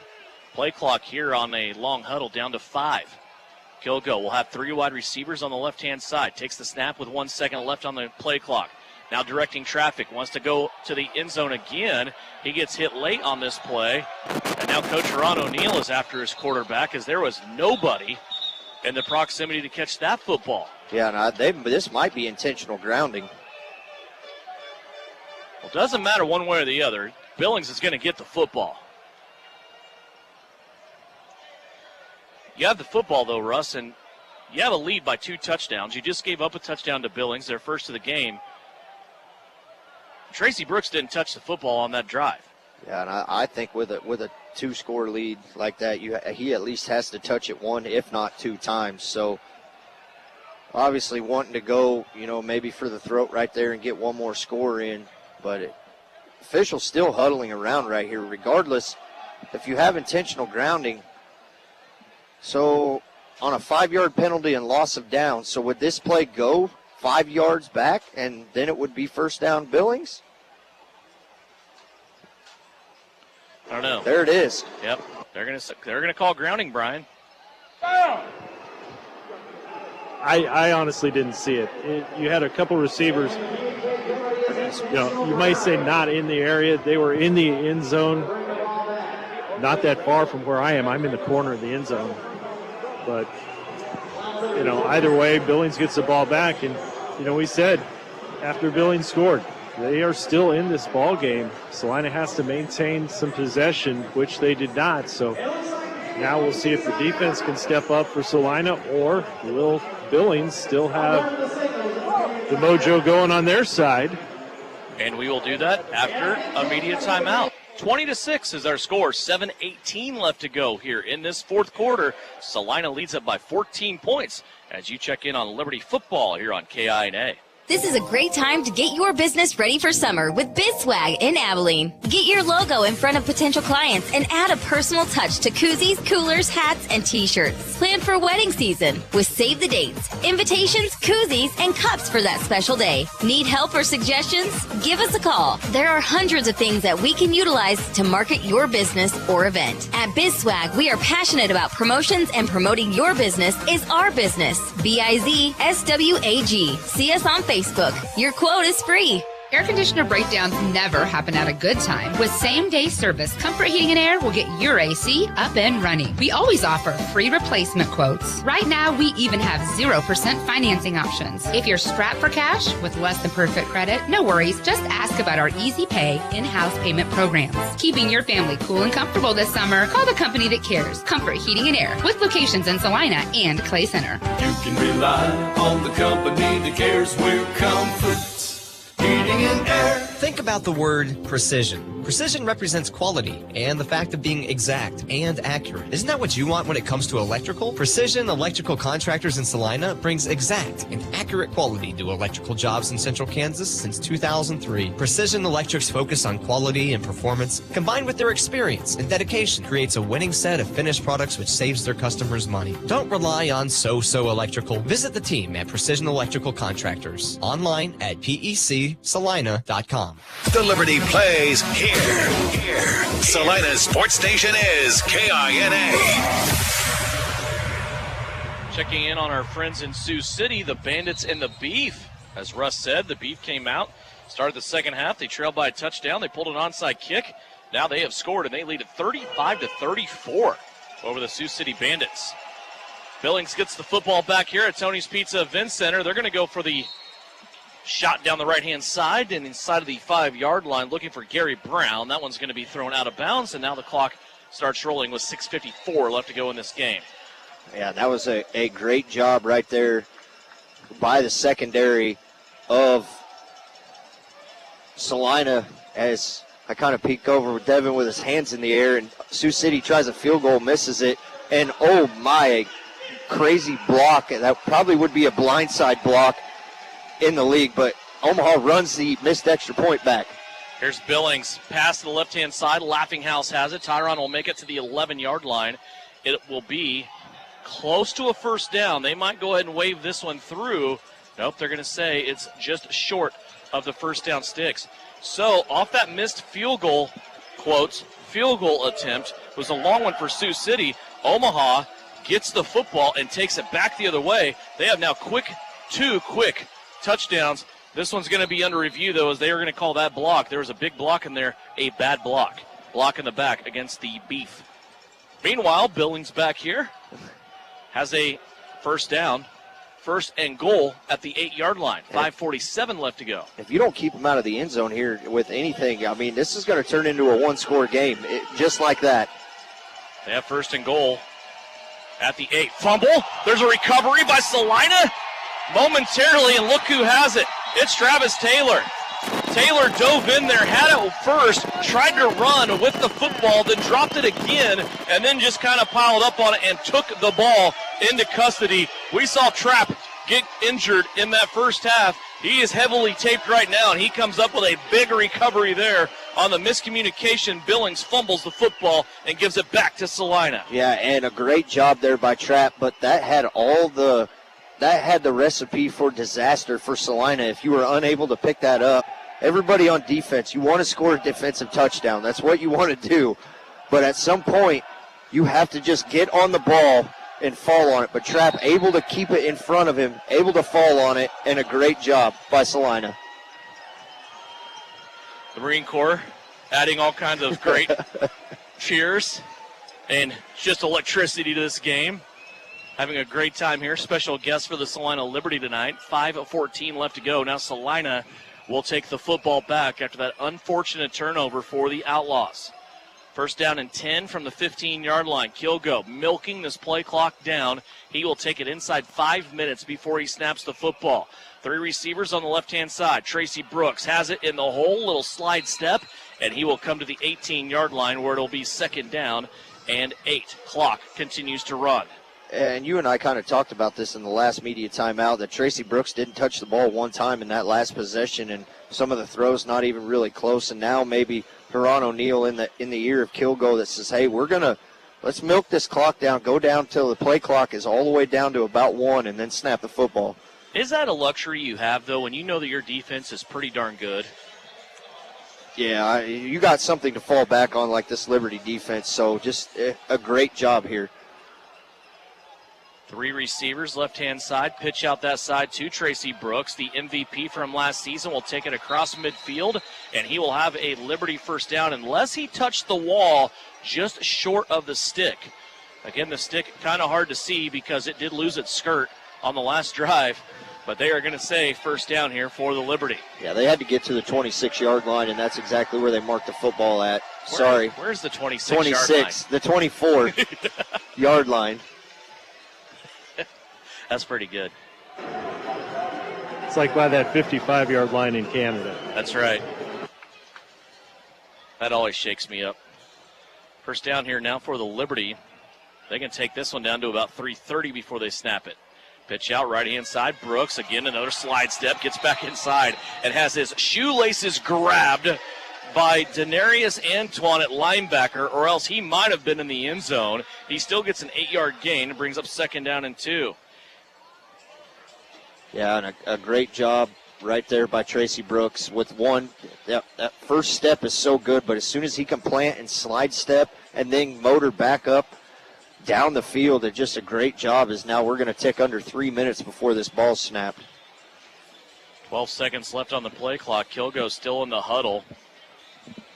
3 timeouts remaining here for the Billings Outlaws whenever they decide to reach into that bag. Kilgo's going to snap it here with 2 seconds left on the clock. Tracy Brooks starts out left, tried to slide it back to the right, and his feet come out from underneath him.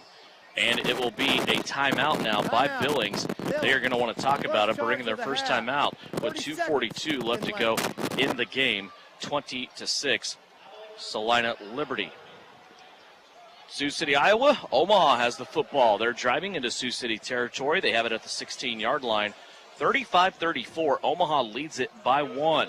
7:33 left to go in the third quarter. Omaha actually turned the football over on the last snap, but they had offsides on the defense, so they were able to get the football back. And almost every time we check in on this game on our video feed, there's flags. There's penalty flags all over the place. Yeah, it's either a flag or a score change. Third down and 4 for the Liberty. Tracy Brooks, left hip, Javin Kilgo. 3 receivers on that side as well. They're going to pitch out to Brooks, run that side. Tracy cuts it back in. He has the first down. That is going to be really, really beneficial to Salina and running this clock out as Billings now has their backs up against the wall. Yeah, an excellent job right there by the offensive line to kind of turn in Dylan Donahue over there to not allow him to hold the corner, and a great job by Tracy knowing where the first down stick was to get to it. One of the offensive linemen for the Liberty may have been upset after that play, and Demarius Washington went over and grabbed him and drug him back to the huddle. Said, no more of that.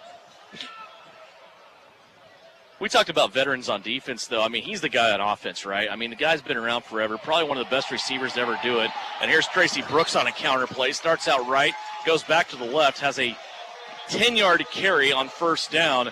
And the former MVP from last season just kind of falling into a rhythm here, I feel like, guys, that he is doing very, very well at putting this game away. Yeah, and I think at this point he's got to touch the ball every time when you snap it, because that one right there should have been a touchdown. A great shoestring tackle once again at about the 5-yard line. Clock all the way down to 1:35 left to go as we work our way towards the 60-second warning. Pitch out, Brooks right-hand side, cuts it back up in again, and he is in the red zone, and a first down. It'll be first down and goal from about the 2.5 for Salina, as we may go all the way to the 60-second warning. We'll see if Billings wants to call a timeout here. It looks like Salina is going to take it all the way down to the 60-second warning. So at the 1-minute warning, we have a 60-second timeout for you, 20-6. Liberty leading it, and they have a first down and goal from the 3 when we come back here on KINA. PRP, or platelet-rich plasma injection therapy, has received quite a bit of attention since its use by many professional athletes. Professional football players like Peyton Manning and Jamal Charles have used PRP therapy for sports injuries and to avoid surgery. But you don't have to be a world-class athlete with millions of dollars for this cutting-edge therapy. PRP is available to you in the Salina Pain Clinic. Call the doctors for a consultation and see if this treatment is right for you. See them at 200 South 5th in the Salina Surgical Arts Center. When pests have become too much, it's time to call Hassman Termite and Pest Control. With staff having over 150 years of combined experience, we offer all services for structural pests: termites, ants, roaches, spiders, crickets, mice, and bed bugs. In our 60th year of our family serving yours, give us a call or visit us on the web at hassmantermite.com or see us on Facebook. You're listening to Salina Liberty Football on KINA Sports.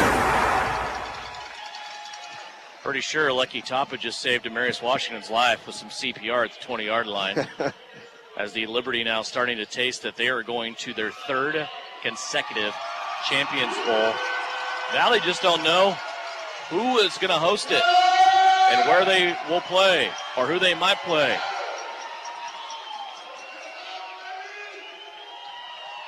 One minute left. Definitely not over yet, though. We've seen in this, especially in this series, between the Liberty and the Outlaws, a lot of quick change plays. We saw them to start this game, where there could be a block, or there could be a fumble, or there could be a turnover. And right now, it's first down and goal for the Liberty. You have to get positive yardage here in this close game. And positive yardage right now for the Liberty may be another touchdown. Yeah, I think that's probably what it's going to be right here. Here's the give to Tracy Brooks, right up in the hole, and that ends all questions. Tracy Brooks just scores from 3 yards out, and it is another Liberty touchdown with 58 seconds left to go. And that drive, just a great job by this offensive line and Tracy Brooks. And now you got people throwing stuff out on the field. But Brian, go ahead. Yeah, I was just going to say, it's not what we want to see from the Salina fans, but all of a sudden fans are throwing, I don't know whether they're tennis balls or what, out onto the field. So not a good look, Salina. Yeah, that's not characteristic of the fans here at Salina. I understand you can be excited, but that's going a little bit too far. I think they're little kids. I'm not making excuses, but Jimmy Allen on for the extra point. Oh, Tracy Brooks fumbled the football. Now he's going to pass it back to the back of the end zone, just throw it away. So an extra point. That is no good here for the Liberty. They will retain a 26-6 lead with 58 seconds left to go. Omaha Beef, they've scored another touchdown, and now they lead the Sioux City Bandits 42-34 with 4:53 left to go in the third quarter. Again, they started 30 minutes after this game, so we may have to wait for a while, especially with all the scoring. It's going to drag that game on quite a bit. We're not even at 9 o'clock here at Tony's Pizza Event Center, and we might wrap this thing up here by 9 o'clock. Yeah, but you can stay tuned because Salina Post will have an article by Tyler Henry, and I'm sure he will let everyone know where Salina will and who they will be playing next week. And, of course, on Monday, we'll have the Coach Ron O'Neill show down at AJ's in the Alley, downtown Salina. 5:30 to 6:30, I'll talk to Coach O on a Victory Monday, it appears, and also have a player, and then talk about what the plans are, either travel plans or home plans for a game coming up next week in Champions Bowl 7. 20-point lead for the Liberty as they lead at 26-6.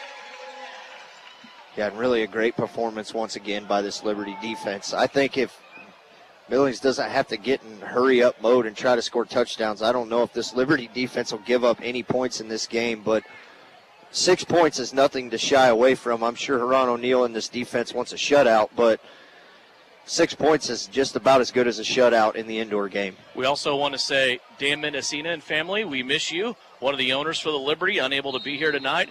I'm sure they're tuning in, so we will definitely connect next week. But miss you guys here at the arena tonight. 26-6, Jimmy Allen has it all teed up. He's ready to kick it off here with 58 seconds left to go. And it's going to be taken at the wall by Josh Best, and that was out of bounds. I think he was down at the 1 yard line, wasn't he, Brian? That was in front of you. He touched the ball, and then the ball hit the wall. So that should be that the ball would be out of bounds. So they'll go to the 5 yard line. So Billings will have it here at their own 5. And the Salina Liberty defense being called on one more time to close this one out. Yeah, and we've seen things happen where this team has had one basically in the bag like this and given up a late touchdown to make the scoreboard in the final game look a lot closer than what it was. This game was dominated for 60 minutes by this Salina Liberty defense. It really was, and I still think the biggest drive of the game, or just the biggest moments in the game, was them, the Salina Liberty defense, holding Billings out at the end of the first half on a 1st and goal situation, and then coming out, getting the ball in the second half, and chopping the quarter in half and ending up with 7 points. That was a huge, huge swing right there. Billings with 56 seconds left to go. They're going to put 3 wide receivers on the left-hand side. They're going to get a flag on the play. One of them may have been offsides. It may have been also illegal defense. I can see this one going either way as Gary Brown makes the catch across midfield into Salina territory. Yeah, I don't know if you're going to have offsides because usually that play gets blown dead if it's a false start or offsides on the offense. So there could, like you said, it could be a lot of things here. Lean towards illegal defense. Yep, that's what it is. So they will decline the play, take the result of said play, and have quickly moved the football out across midfield to the Salina 19-yard line.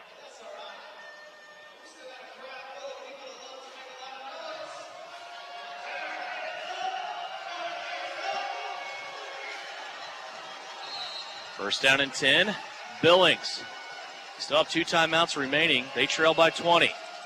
Benson, back to pass. Bouncing in the pocket, unleashes it towards the end zone. It is going to be caught. Boy, what a beautiful catch in between 2 Liberty players by Gary Brown. Boy, we know he's good. We've been singing his praises all night long, but that was a exhibition of strong hands. Holy cow. Yeah, 4 guys around him. Looked like D-Trey might have came over and tried to swipe at it and fumbled it just a little bit, but able to just squeeze it in. Benson now wanting to hand it off. He gives it back to his big linebacker who is moonlighting as a running back, Denarius Antoine, and he will have his 2nd touchdown of the night. This comes with 33 seconds left to go. So a 25-second drive here by the Outlaws. Yeah, and Theo's going to obviously go for 2 right here. So we'll see if this Salina team can keep them out. Regardless, it'll still be a 2-score game and going to come out obviously with kicker Jimmy Kay and try the extra point. It's a 14-point game. They're going to go for 2 here, and it will be successful.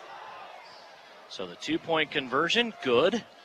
And that'll move the score now to a 12-point contest, 26-14 on the 8-point drive of 25 seconds for the Outlaws. Just as we're taking notes right there, Sioux City driving down the field, just doing whatever they want, and Lorenzo Brown drops back and throws it right into a Omaha Beef defensive player's numbers and is intercepted at the goal line and returned out to the 20-yard line. So 2:05 left to go. Omaha with the lead, 42-34. 33 seconds left to go here. Denarius Antoine, both of the touchdowns tonight for the Billings Outlaws. Tracy Brooks has a couple of touchdowns for the Salina Liberty. 26-14 is our score. Again, the winner of this will take on the winner of Omaha and Sioux City. 42-34 is the score there, with Omaha leading by 8.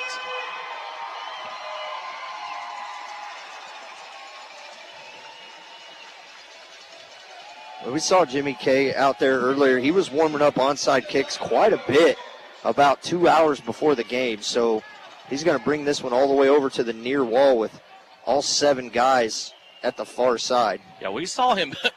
You looked at me kind of weird, and you're like, why is he practicing onside kicks so much? Well, this might be why.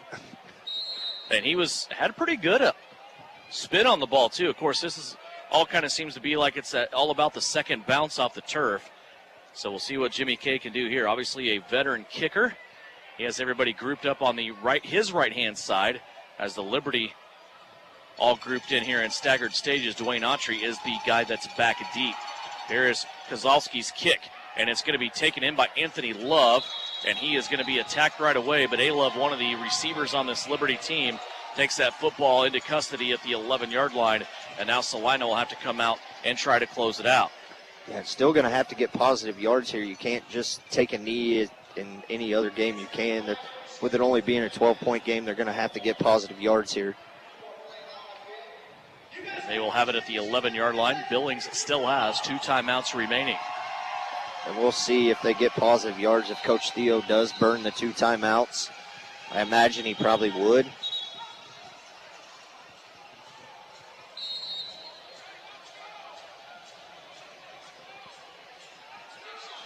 The defense is lined up on the wrong side of the football. Yeah, they are. Now they're going to scramble and get back on the other side. Still some time to work here. 10 seconds on the play clock. They're going to give it to Trey Griffin this time. And Trey will stick his nose in there, get about a yard. And then driven back, a linebacker, Antoine for the Billings Outlaws, and Aleki Tapa, one of the offensive linemen for the Liberty. Theo is going to use a timeout right here. He let 10 seconds run off before he decided to use the timeout. So nonetheless, kind of just delay the process more or less right here.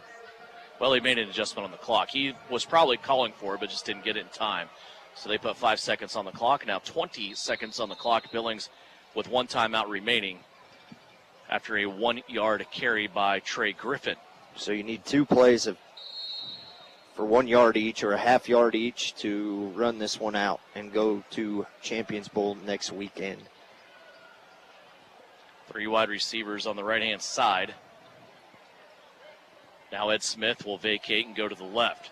Pitch out. Griffin meets a linebacker, and he is going to slip out of a tackle. This might be big as he's still looking for positive yardage but cannot get in. They're going to stop the clock with 13 seconds left.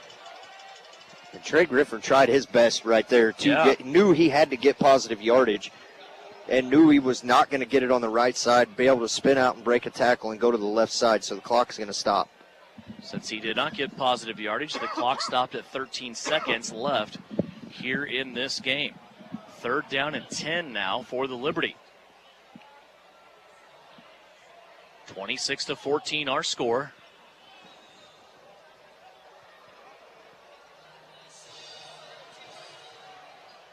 Liberty back to the line of scrimmage. Kilgo asks for the snap. Fakes the pitch out, wants to pass it. He's hit as he throws, goes to the back of the end zone, and it looked like 2 Liberty receivers knocked it away from each other. Demarius Washington was going up and climbing the ladder there. He also had Anthony Love.